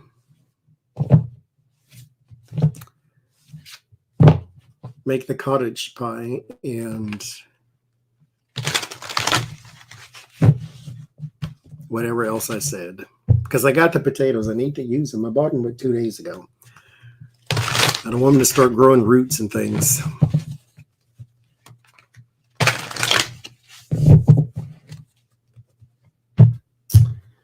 But we'll see. Now, I've been watching a lot of Chef Jean-Pierre. He makes everything look easy. I'm like addicted to his channel now because I watch it every day. But he makes everything look easy. He makes everything look like it's fun to make. So let's see. I'm going to make his version of the shepherd's pie. He used, I think, chuck roast and grind it up or something. I don't forget. Anyway, I'm going to peruse his site for some recipe ideas too. But he makes everything look easy because he's good at it. So he makes everything look easy. He's entertaining. So, you know. No, lucky girl, I did not. I did not. I ain't got time for that right now.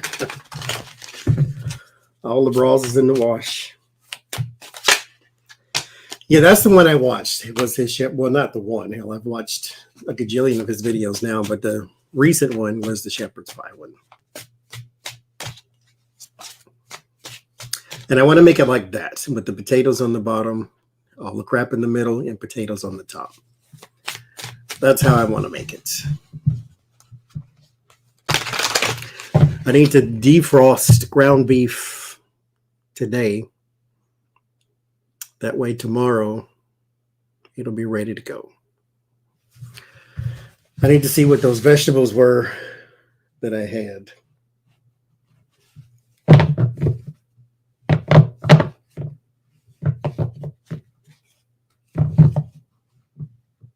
Why did I buy frozen vegetables? I don't remember what I was trying to make.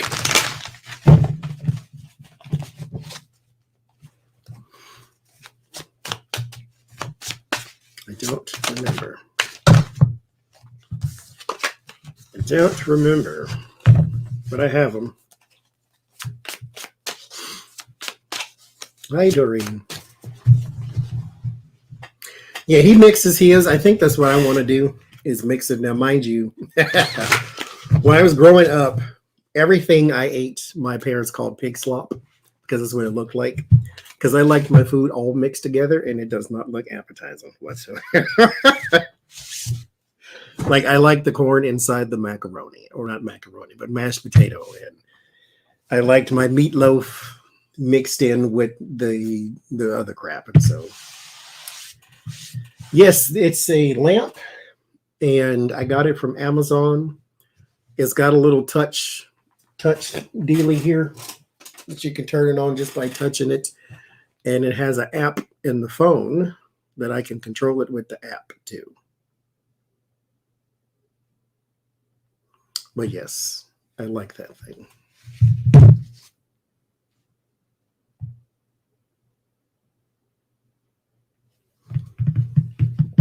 Oh, that one up there? Yes, that is from Amazon. Sylvia got that one for me, but you can get it from Amazon. I think if you type in like mosaic lamp, it should come up. But yes, that is a lamp too. And it's red.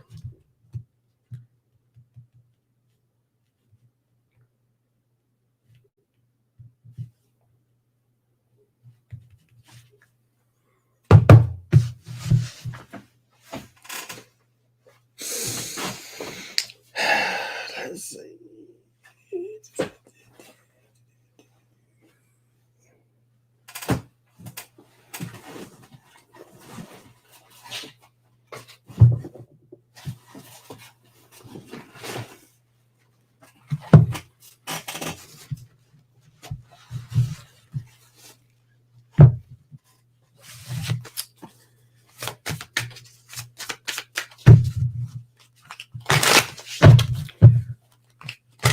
Yes, I think if you type in mosaic lamp, it should come up.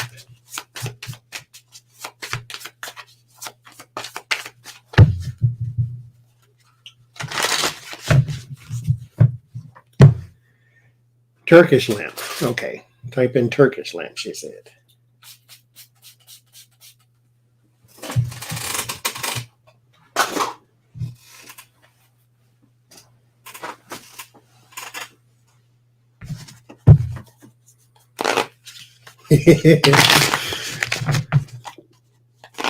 I know. Everybody cooks but me. I eat. Okay. You tell me when it's done, and I got you.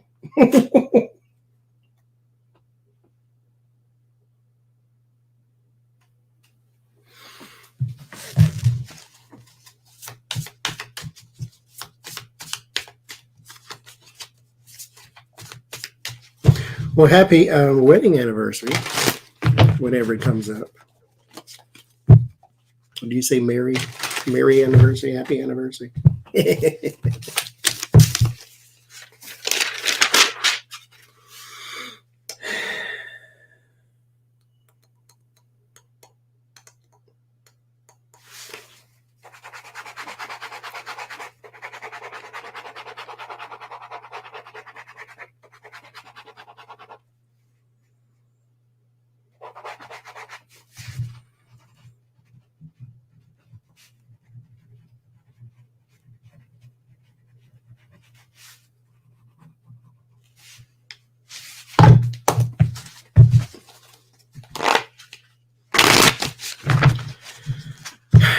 Well, that's all I got, y'all.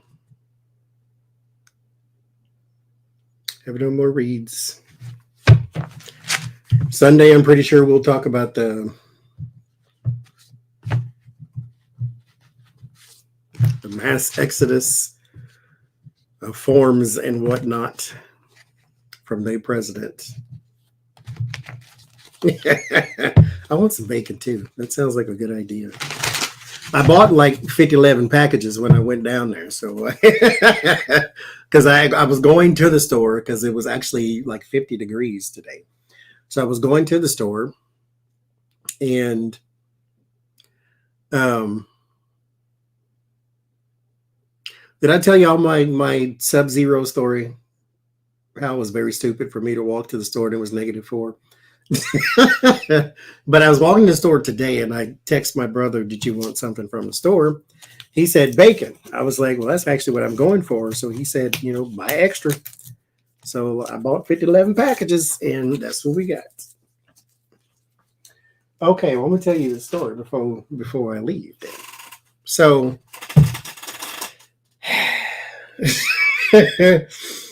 as I said to those I did tell a story to, there's a part of your brain that does the right things, that says the right things, that thinks the right things. That part of my brain shut off.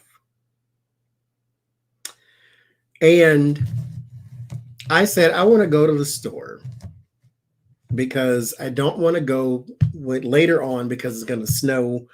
I want to go right now because it's like 6 a.m. and there's not going to be anybody in the store. And so I can get in, get out type of thing.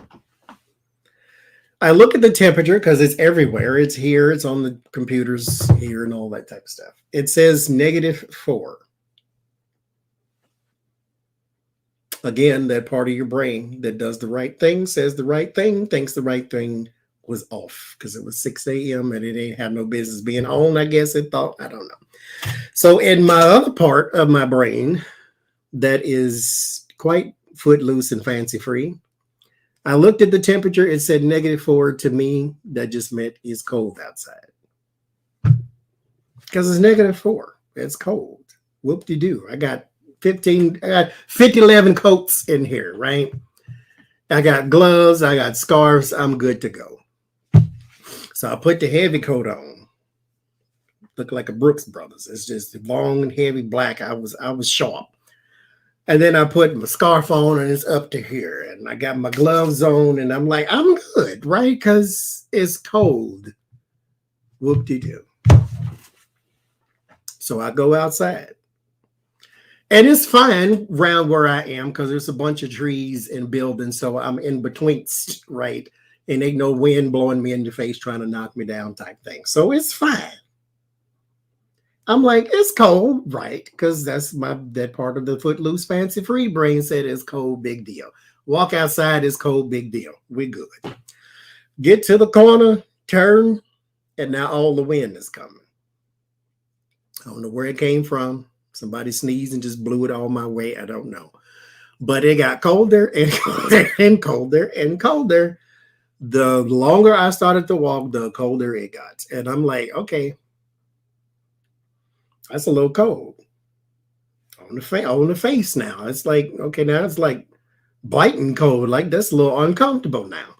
So I get, this far from the store. I'm like, this hurt cold. Cause now it's like, it's like frostbite weather, right? Like, I'm like, okay, this hurt kind of cold. So I like picked up the pace. I still didn't run. Ain't no using. And I look here. If something chasing me and I can't kill it with a knife, then I'll run. But I ain't running from no cold. It ain't that bad. So it's like this is very uncomfortable. All the while I'm walking to the store. And every time I breathe out of my nostrils, it feels like there's a web in there because all my nose hair have frozen. All of them. They just right here. And so every time I breathe, it's like it's a little web in my nose. And I'm like, what is this going on here? And so, because in Oklahoma, we get ice storms. They do get extreme temperatures, but it ain't ever been like this. I ain't ever had my nose hair freeze. So I'm going and I'm like rushing now because now I need to get inside the building. So now I'm curious now that I have now arrived at the store. I looked at myself in the camera. All this is white. I got ice all in me. I look like Santa Claus. Like if you took Santa Claus and dipped him in chocolate, that's what I look like. And it's just white all in here. It's all frozen. Now, another moral of the story. In my, where is it at? In my pants, in my back pocket, I keep a whole fistful of masks, a whole bunch of them. So I changed pants, but didn't take the mask out of that one and put it in the new pants. So I walked all the way there and I had no mask to cover my face. That's why everything was frozen. I get there, the lady gives me one so I can take my behind back home. Don't ever leave half your brain at the house. Turn them both on before you leave. That's what you do. Moral of the story. So I had quite the time there in January. State of Pennsylvania jacked me for my money. And then I almost froze to death walking to the store. It ain't like I was going to get essential medicine or nothing. I was going to get something frivolous. So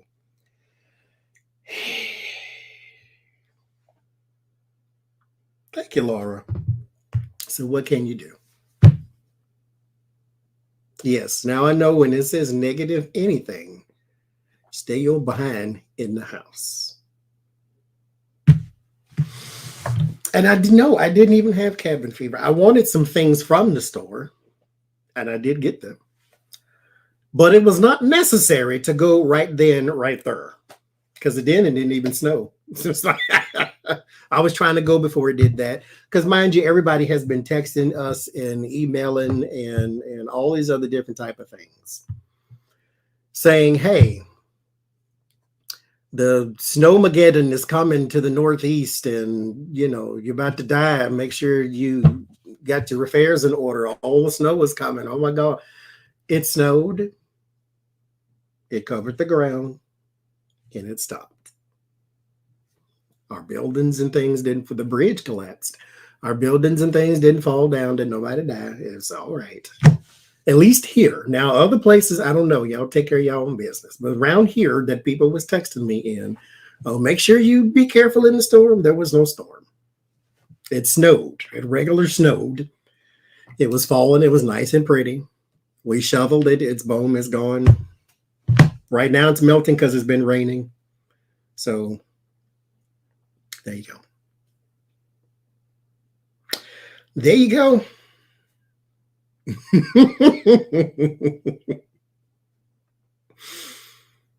Who will be your future husband? That is a loaded question.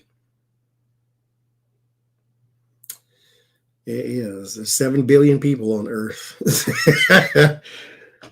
You might want to say hi to at least one or two of them and see how that work first.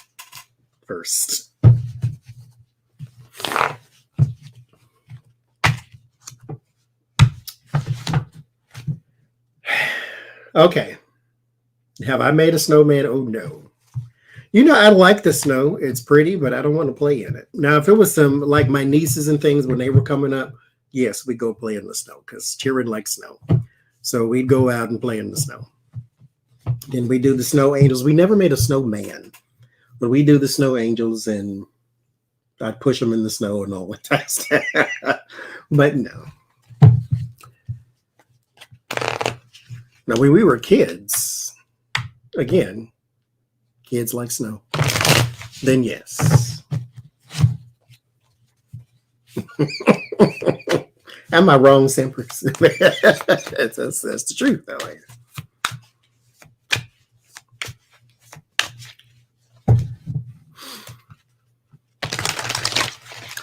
So anyhow, that was my story.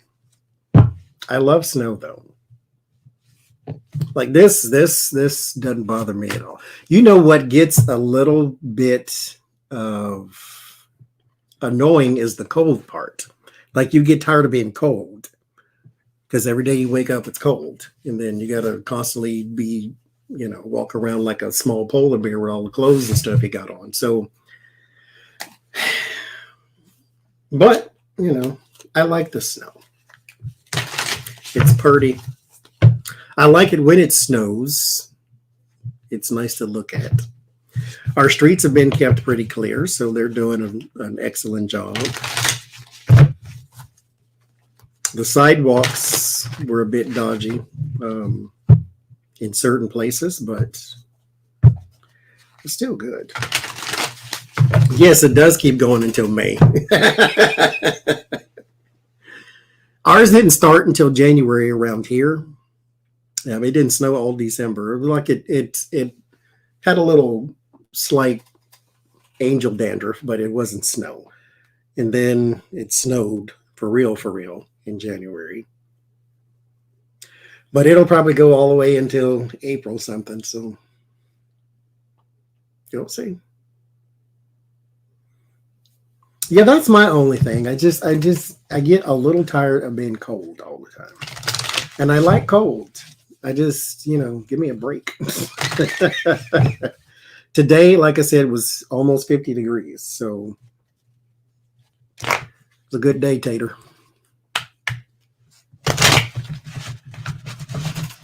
And then when I walked to the store, it was like 48 degrees. I caught myself buying a new jacket. I said I was leaving, didn't I? I caught myself buying a new jacket. Broswear.com. If you ever run across them, run away. For those who have heard of Wish, Wish is a little website app thing that you can go buy stuff basically direct from China. Did I get any new decks? Of course I did. That you can get stuff direct from China. And, it costs you 16 cents or whatever the case may be because it's really cheap. You can buy tarot decks there, I think, for like $8 for a whole tarot deck. Now, mind you, it's half the size of the original one, but you get you some tarot cards, $8. The shoveling part, yes, that is a pain in the tuchus around here. So I'm looking for an exciting jacket. I want something interesting. Like, have you seen the one I usually wear, the black one with all the mushigas all over it? So I want something that looks different. I don't want a plain black coat. I want something that looks interesting. And so I did a post for you all if you had any suggestions on where I can get like a really interesting coat. And somebody told me broswear.com. So I went there and they got some interesting stuff, right? And so the coat that I bought was like $60 and it looked nice on the website. And then I ordered it. And then it gave me the shipping information eventually. And it had an L in front of it, which means that's across the pond somewhere. That's international tracking. And I'm like, where is this coming from? So it's basically a jacket you can get from Wish, just under a different website name. The jacket itself probably cost 8 cents, and they sold it to me for $60. It gets here, is paper thin. I'm like, I wore this outside in -4 degrees. You are going to die. So, yeah. Broswear.com gets a thumbs down from me. They look neat. One of them, anyway. The other one, you put it on, it looks like a smoking jacket. I'm like, I need a cigar and a glass of brandy with this. Like, what the heck am I wearing right here? What do you got on? Look like you got, initials for your middle name. My name is Vincent T.K. Price or something. I guess. No, thank you. But it did look nice in the website. Dapper Dan. I buy slippers every year, though, or at least every year we've been here. New ones. I like new ones.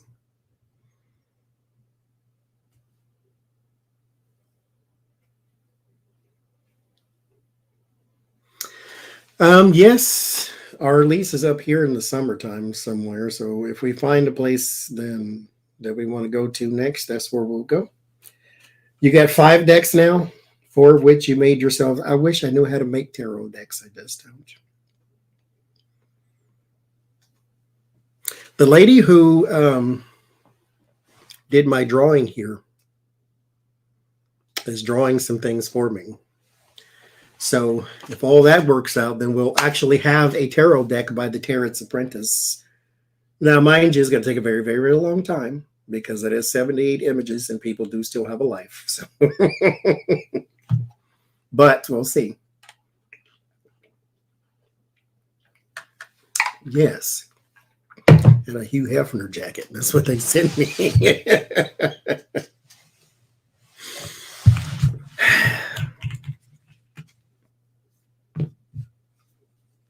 There you go.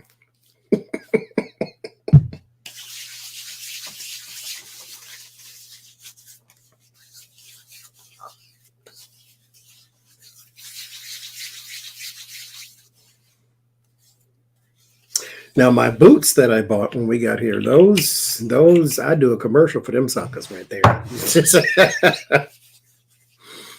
Those were fantastic.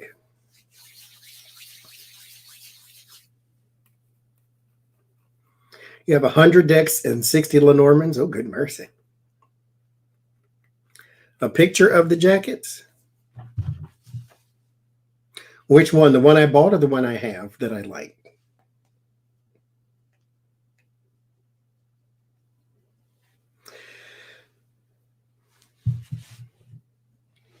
What kind of words? Where is it at?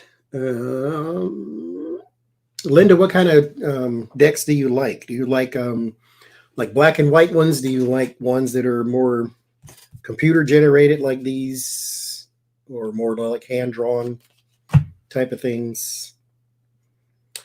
Bros, where? Bassett's is right there. Email. I'm not logging into nothing, suckers.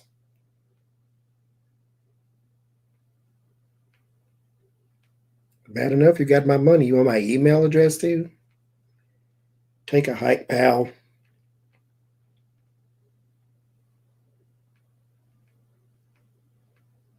I said jackets, not shirts. What the heck is this? It's probably undercoats. It is undercoats. That is not a coat that y'all sold me, though.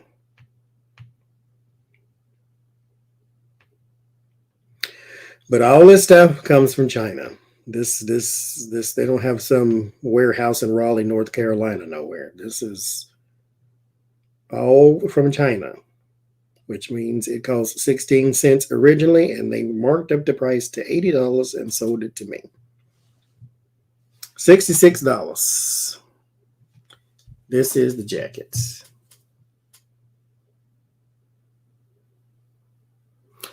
Now it looks fly in the picture. And then you get it, and then not so much. I wanted something interesting. I didn't want a basic black plain coat. But that's that no. Cyril Marchetti. I have all of his except one, I think. That's what this one is, actually. So Cyril Marchetti. The Gilded Tarot, they redid it. My very, very first deck was the Gilded Tarot. For I did not really care for the Rider-Waite.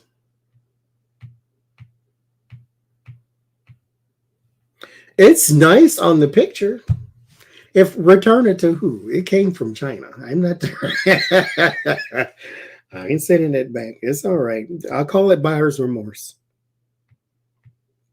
This was the other jacket. This is $70. This the one looked like the smoking jacket when you get it here, because this is actually, it's not how it lays when you put it on. It almost fits like a robe, like it's huge. So this is the other one though.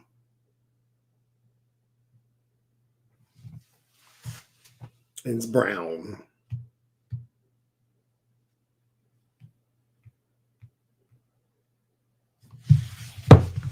I don't even know how many tarot decks I have right now. I mean, they look fine, but they are paper thin. So they're not coats. This is like light spring weather type thing. So you can walk out the house with this. The deck of characters, is that the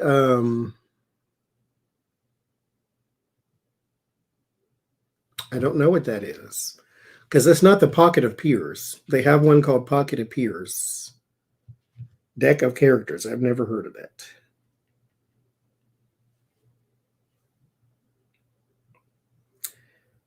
Or is it an oracle?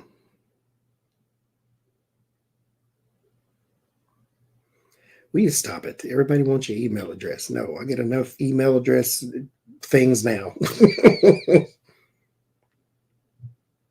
The deck of character. An oracle. But you know what I hate? And for those who create tarot decks, they show you like 4 cards of the majors, and then they'll show you 88 pictures of the back and the box. Show me the minors too. Like, I don't want to just see the majors and then 800 pictures of the box. I don't care about the box. Like, give me a break over here.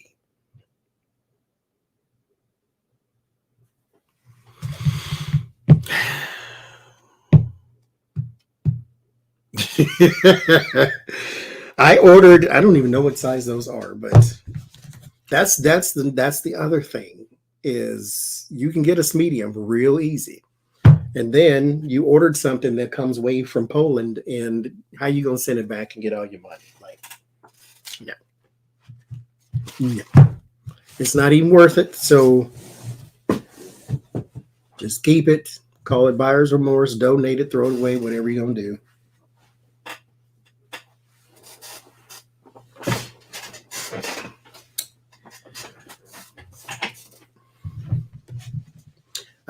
I hate that so very, very much. Show me the entire deck. Show me more pictures than that.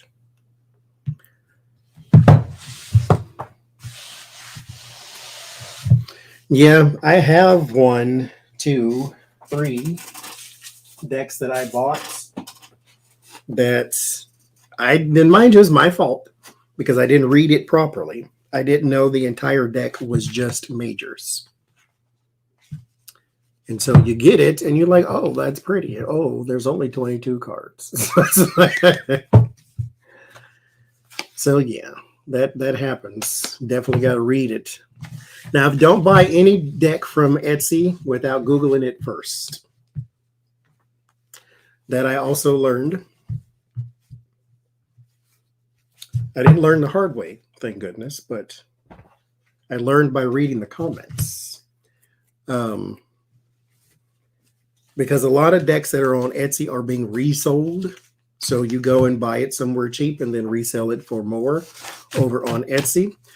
Or they are an affiliate of the person who created the deck, but you can buy the deck cheaper from the person who made it. Well, I was looking for a coat, Love Wins, that was just interesting. I wanted something interesting, like my jacket.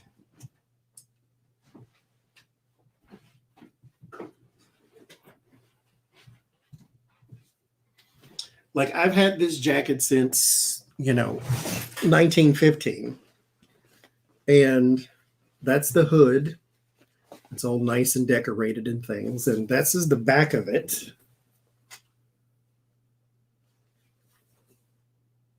And then those are the sleeves. Those are the pockets. It's got the red underneath. And, like, it's neat. It's interesting. That's what I wanted. I didn't want a plain black jacket. I already got one of them, too. I wanted something that looked interesting. Something to look at. So that's what I was looking for. Something that's not plain. But I bought that one in California, oddly enough, in a place where it never got cold. They sold big, giant jackets. It was $40, too. Something around in there. But I got it in one of those. I don't know who it is. Somebody else said that too. Some sort of tattoo artist. They thought it was. I don't really know. But I bought that.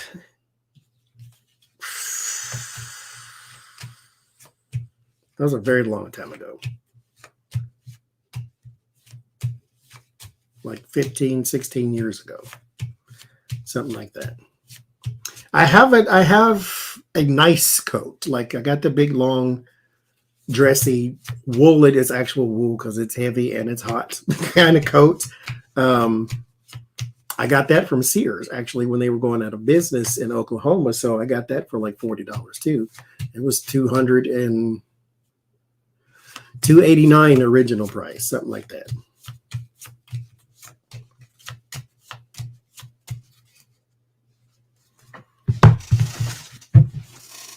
Something like that. But yeah, when you buy a deck from Etsy, look it up first, Google it, see if you can find it elsewhere, because they do a lot of that reselling thing. There's a deck I have right now. It's black and gold. I forget the name of it though. And it's $68. Oh yeah, that chair from Amazon. Thank you, Sylvia. It's very firm though, so I got tons of pillows in here. Like you're gonna break your behind cheeks on this one here. And it goes all the way back, so you can take a whole nap in this chair. But there's this black and gold deck that I have. On Etsy, it's $110. On the girls' website, it's $68. So Google the deck before you buy it.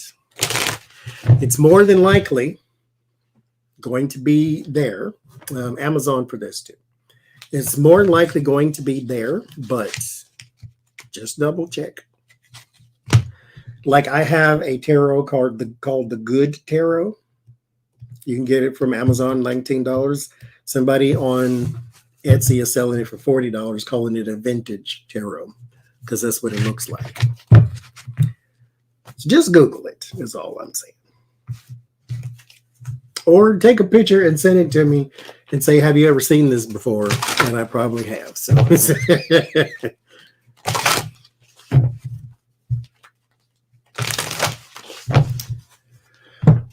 So there you go.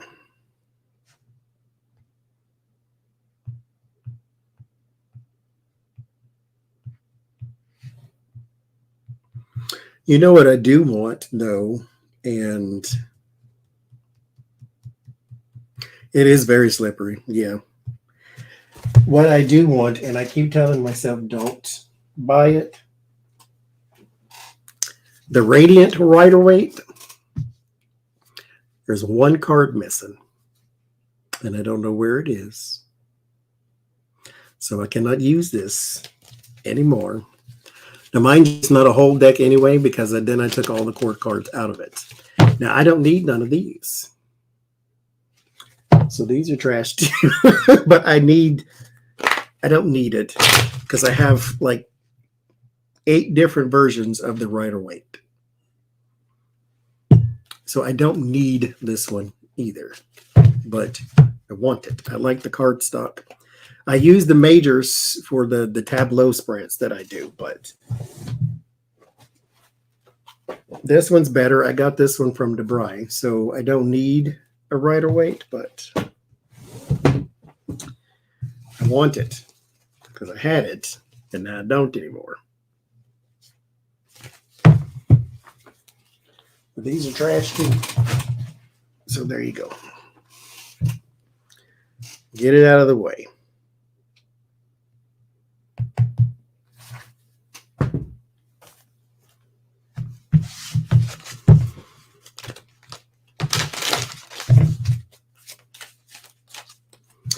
Now, I need to find this Five Below here and go tarot shopping in there.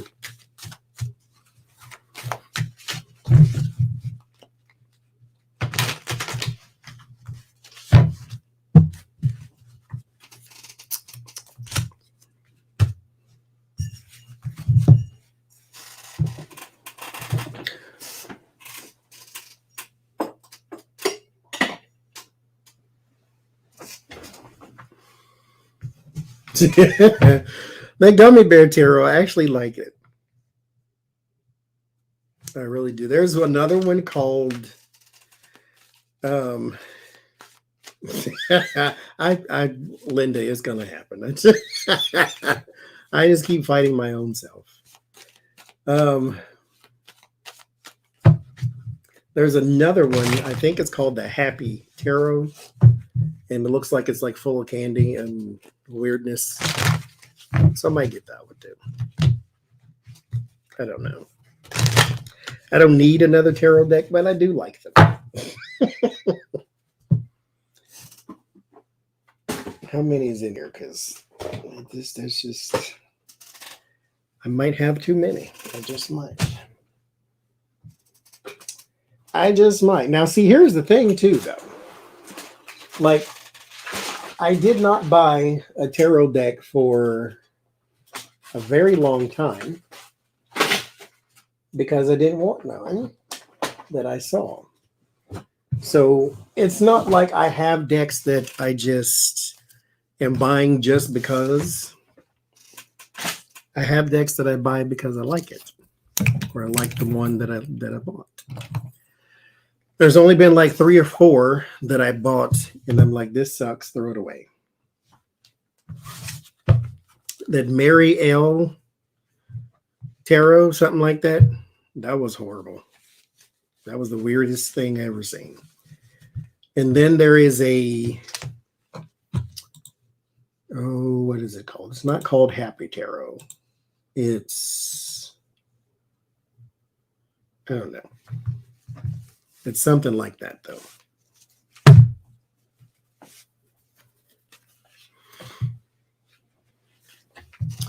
I loved Five Below when we were in Florida. I don't know where the one is here, but if there's one here, then I need to be there. Five Below is the store of all stores. And I have a tarot deck there. What makes a tarot deck bad is, I guess, just different from person to person. For me, it's the images, and if it reads easy, then I'm here for it. If it doesn't, then I don't really care for it. For instance, if you have a deck where the majority of the names are changed, I can't. The pouches, these little things I got from Amazon, they're like treat bags, little gift in like the little wedding and birthday department type thing. Yeah, Five Below. But if it changes most of the name, don't buy the Vampirella. I haven't heard of that one, actually. Let me look it up then. I've never heard of that one. Vampirella.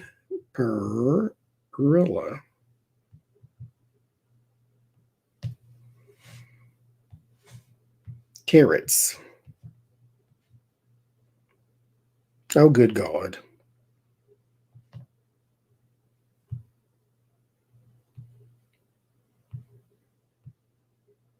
See, and that's another thing, though. I don't really care for a deck that just looks like clip art.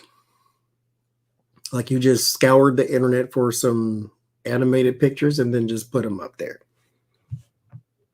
Like, I like a deck that has a scene to it. You know, it doesn't necessarily have to be. Like if you give me the 8 of Swords or something, like, okay, let's do this. Hermit. Hermit is isolation and searching, wandering. Ain't nothing about that says isolation and searching. Like, so if you're going to do an edgy deck, it still needs to have a scene to it. Like 8 of Swords, there's a scene. Like, make it make sense, though. I love Anima Mundi. I do like that one. But when you do sort of venture out And I don't know. You run so far from the Rider-Waite that your cards don't make sense anymore. This one is not the Rider-Waite so much, but it's interesting.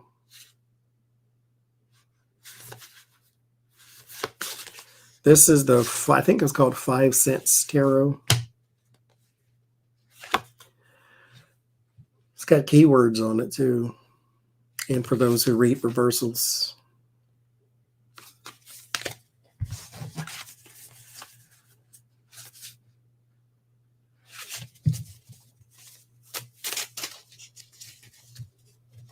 Now, I read some reviews on some decks recently. And I get it that you pay for something and you want it to be pristine, I suppose. But when you take pieces of card and you bang them up against each other, you're going to have your little nicks and knacks in its card. It's not, reinforced steel. So it's like people complain, it's already got broken edges. And well, yes, because you're banging it up against each other. What do you expect it to do? So I don't know. People are so picky. It's just like, even if I make a tarot deck, it's probably never going to be for sale because I can't. Your card stock is this, and it's doing this, and blah, blah. Like, I can't. People are too picky in the tarot community. I can't do it.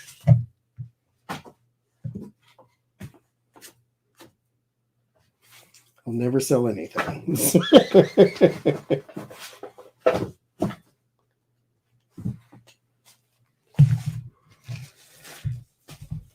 Now, another thing I don't like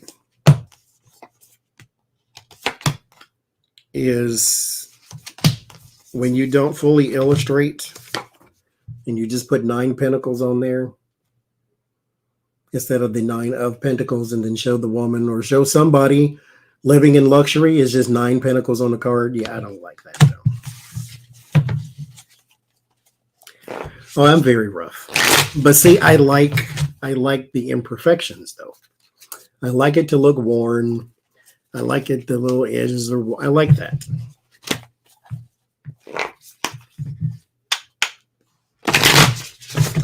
I like that a lot. So what's my favorite deck is called the, I have no idea.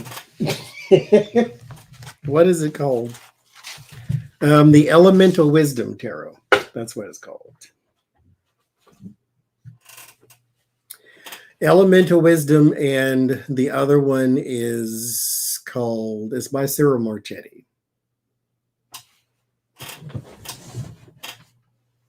I forget what it's called though.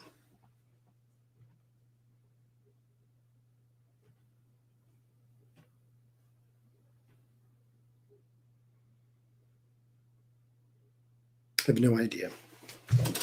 It's in here somewhere, but it's in there with the other 900 decks that are in there.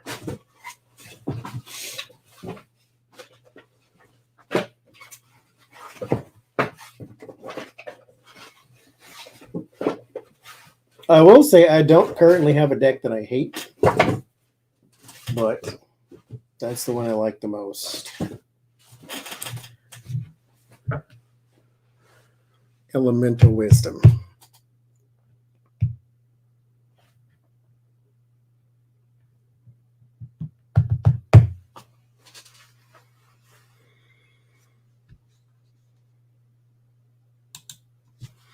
That one is called the Afro Goddess Tarot. That's my second or third favorite. She did a really good job. Her Lenormand is nice too.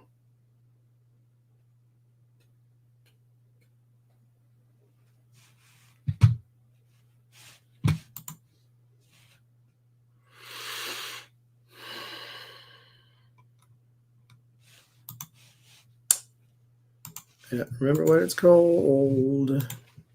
Doesn't matter.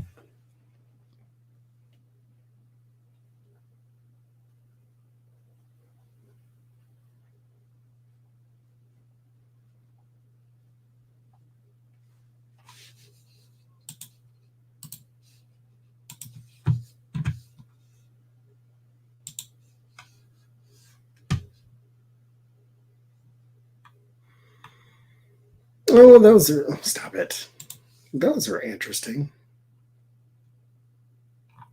Now, does this come from China, though, Love Wins? Because look her. I don't want to order a jacket and then it gets here in September. Like, that's not going to help me at all.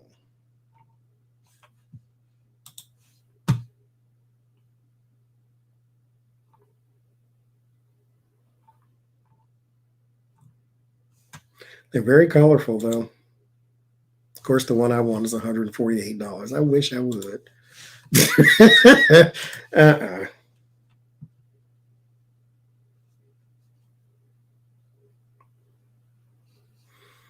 Mm-mm.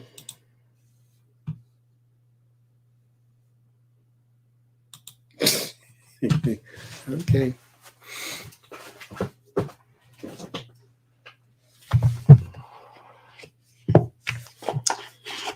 Okay.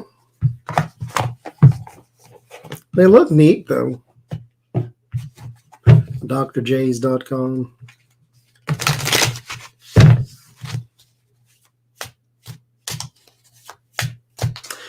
The Thelema I have too. I had the Millennium Tarot, I think it was called, but I didn't like it.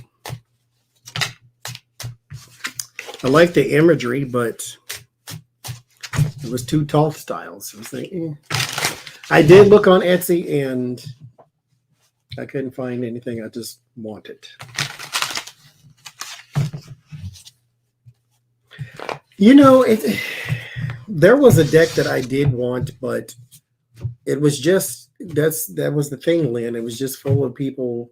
Like, okay, there's a certain artistic flair to nudity, and okay, fine. But when every card is just naked people and just for no reason, like that's I don't know. It ain't for me. It's not horrible, but you know, it ain't for me. I just can't. Because it also needs to stand out. Like the star. The star has nudity because it means something in the card. If everybody's just naked, then it means nothing.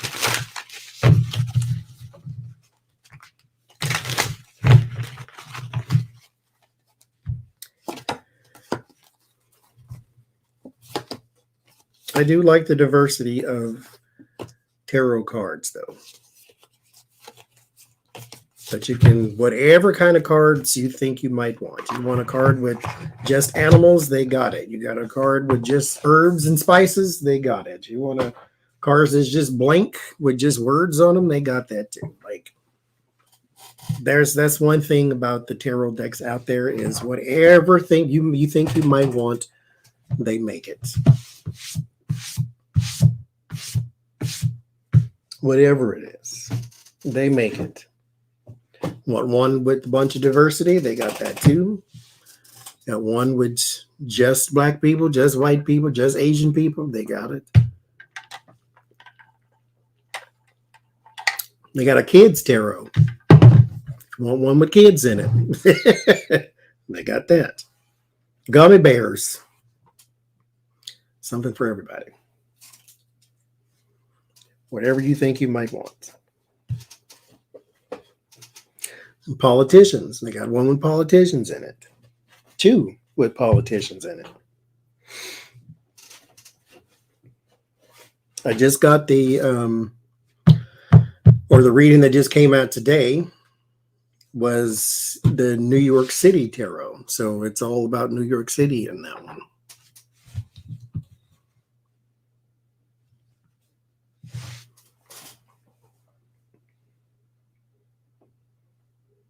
I have a couple that are in different languages. I still know what the numbers are, so that helps. Sports ones. Oh, now that's a good question. Yes, but what is the name of it?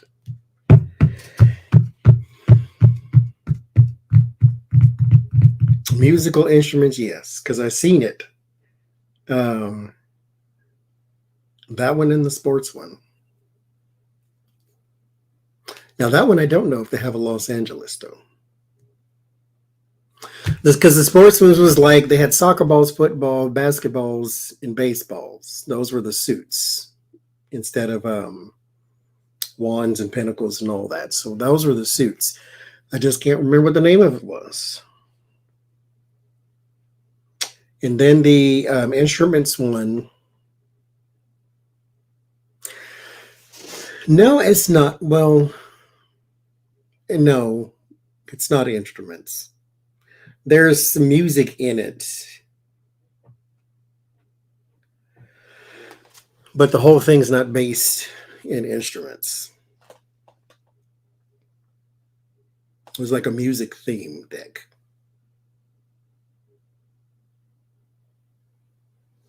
Or something like that.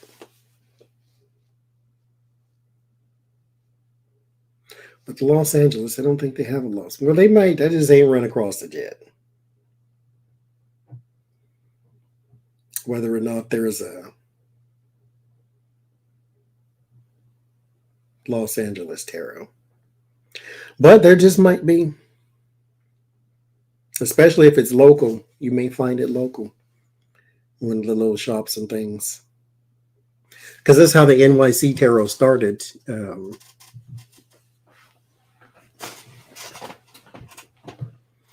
Oh yeah, that one is really nice. It's hard to shuffle because it's really thick, and the card stock is very, very. It's like credit card stock. It's just not. But that one's nice. The True Black Tarot.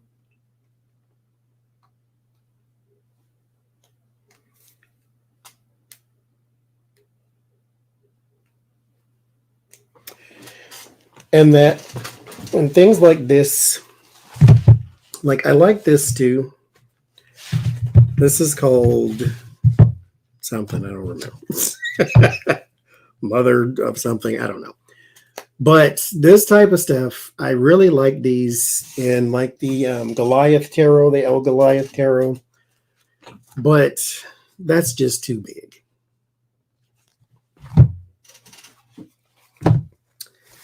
I get it though, because you got a big, huge piece of art going on this card. A lot of art. The scenes are very nice. The deck is amazing itself.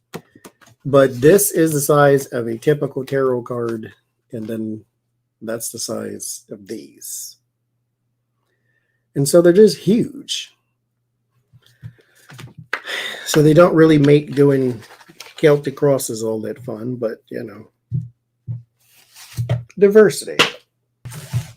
And this has 4 different cultures in it, so it's nice.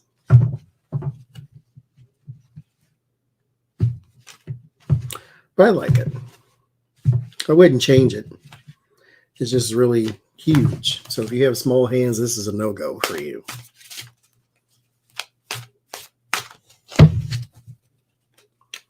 Like my hand is barely enough.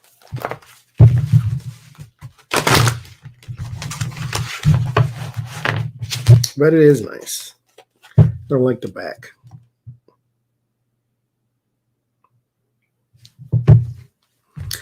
I have 2 steampunks. One Tarot Newbie gave me, and then one that I have. I forget the exact name, but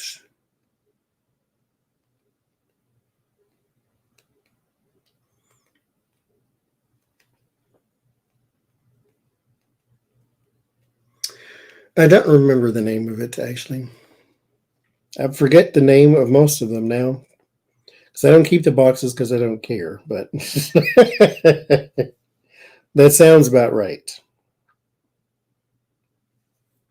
Ancestry Tarot, something like that.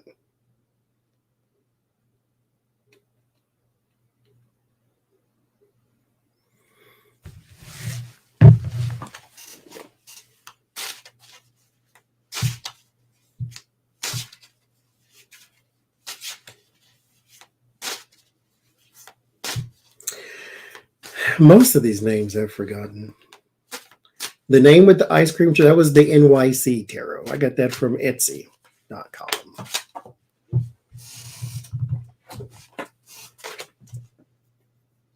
She just followed me on Instagram, actually.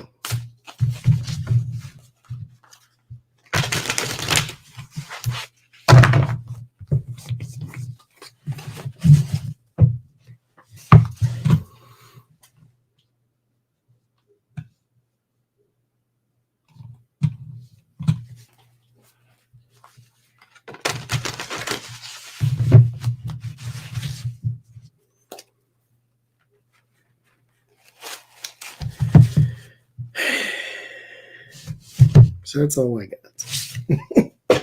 Again.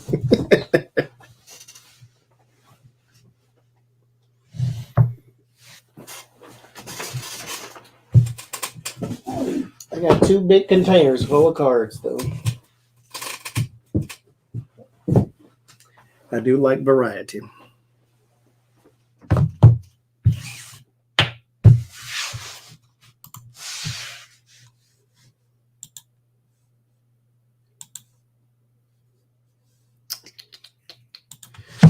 All right, so I'm going to get off of here and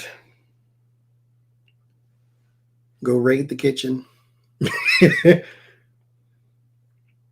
think I woke up. I've been out for like maybe 4 hours, 5 hours or so, or something like that. I did nothing literally all day today, except this. And so tomorrow,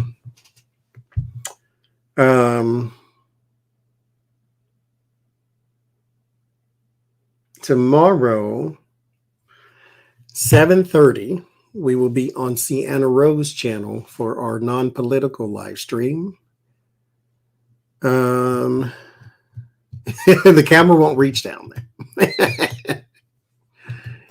So 7:30, we'll be on Sienna Rose channel. 7:30 Eastern. We will be on Sienna Rose channel for our non-political live stream.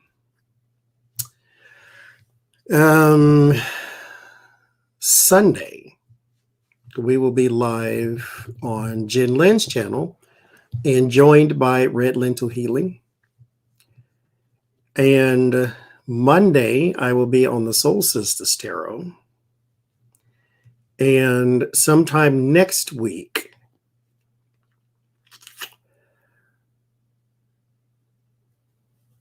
I'll try to do another live next week.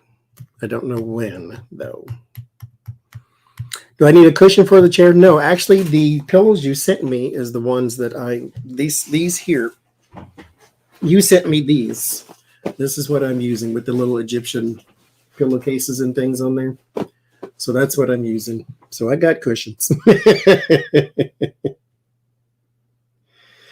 Good fortune to you, Linda. I always say I'm leaving and then I think of one more thing, but I think that's it. When am I on Black and Orange? So usually, because she goes on at noon Central, which is 1 my time, which I'm always working. It never works out that we're ever on her channel, because usually at work or working or something of that nature.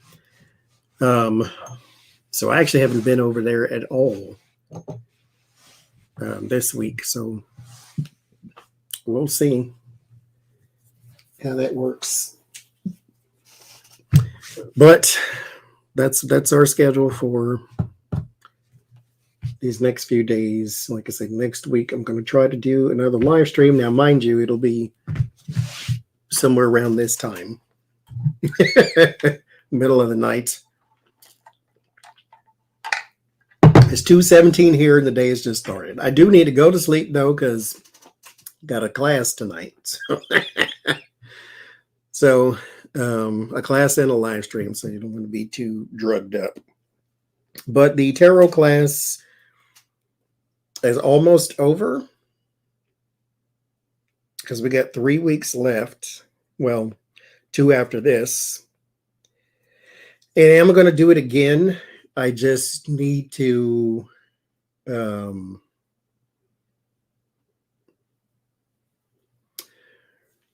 because I'm not doing personal readings until April. And then there's May. So I don't have enough time to put another class in before we might move from Pittsburgh. And so I'll have to wait until the move is done and everything is settled, all the dust is settled, and we don't have no more moving furniture mishaps like we did when we moved here.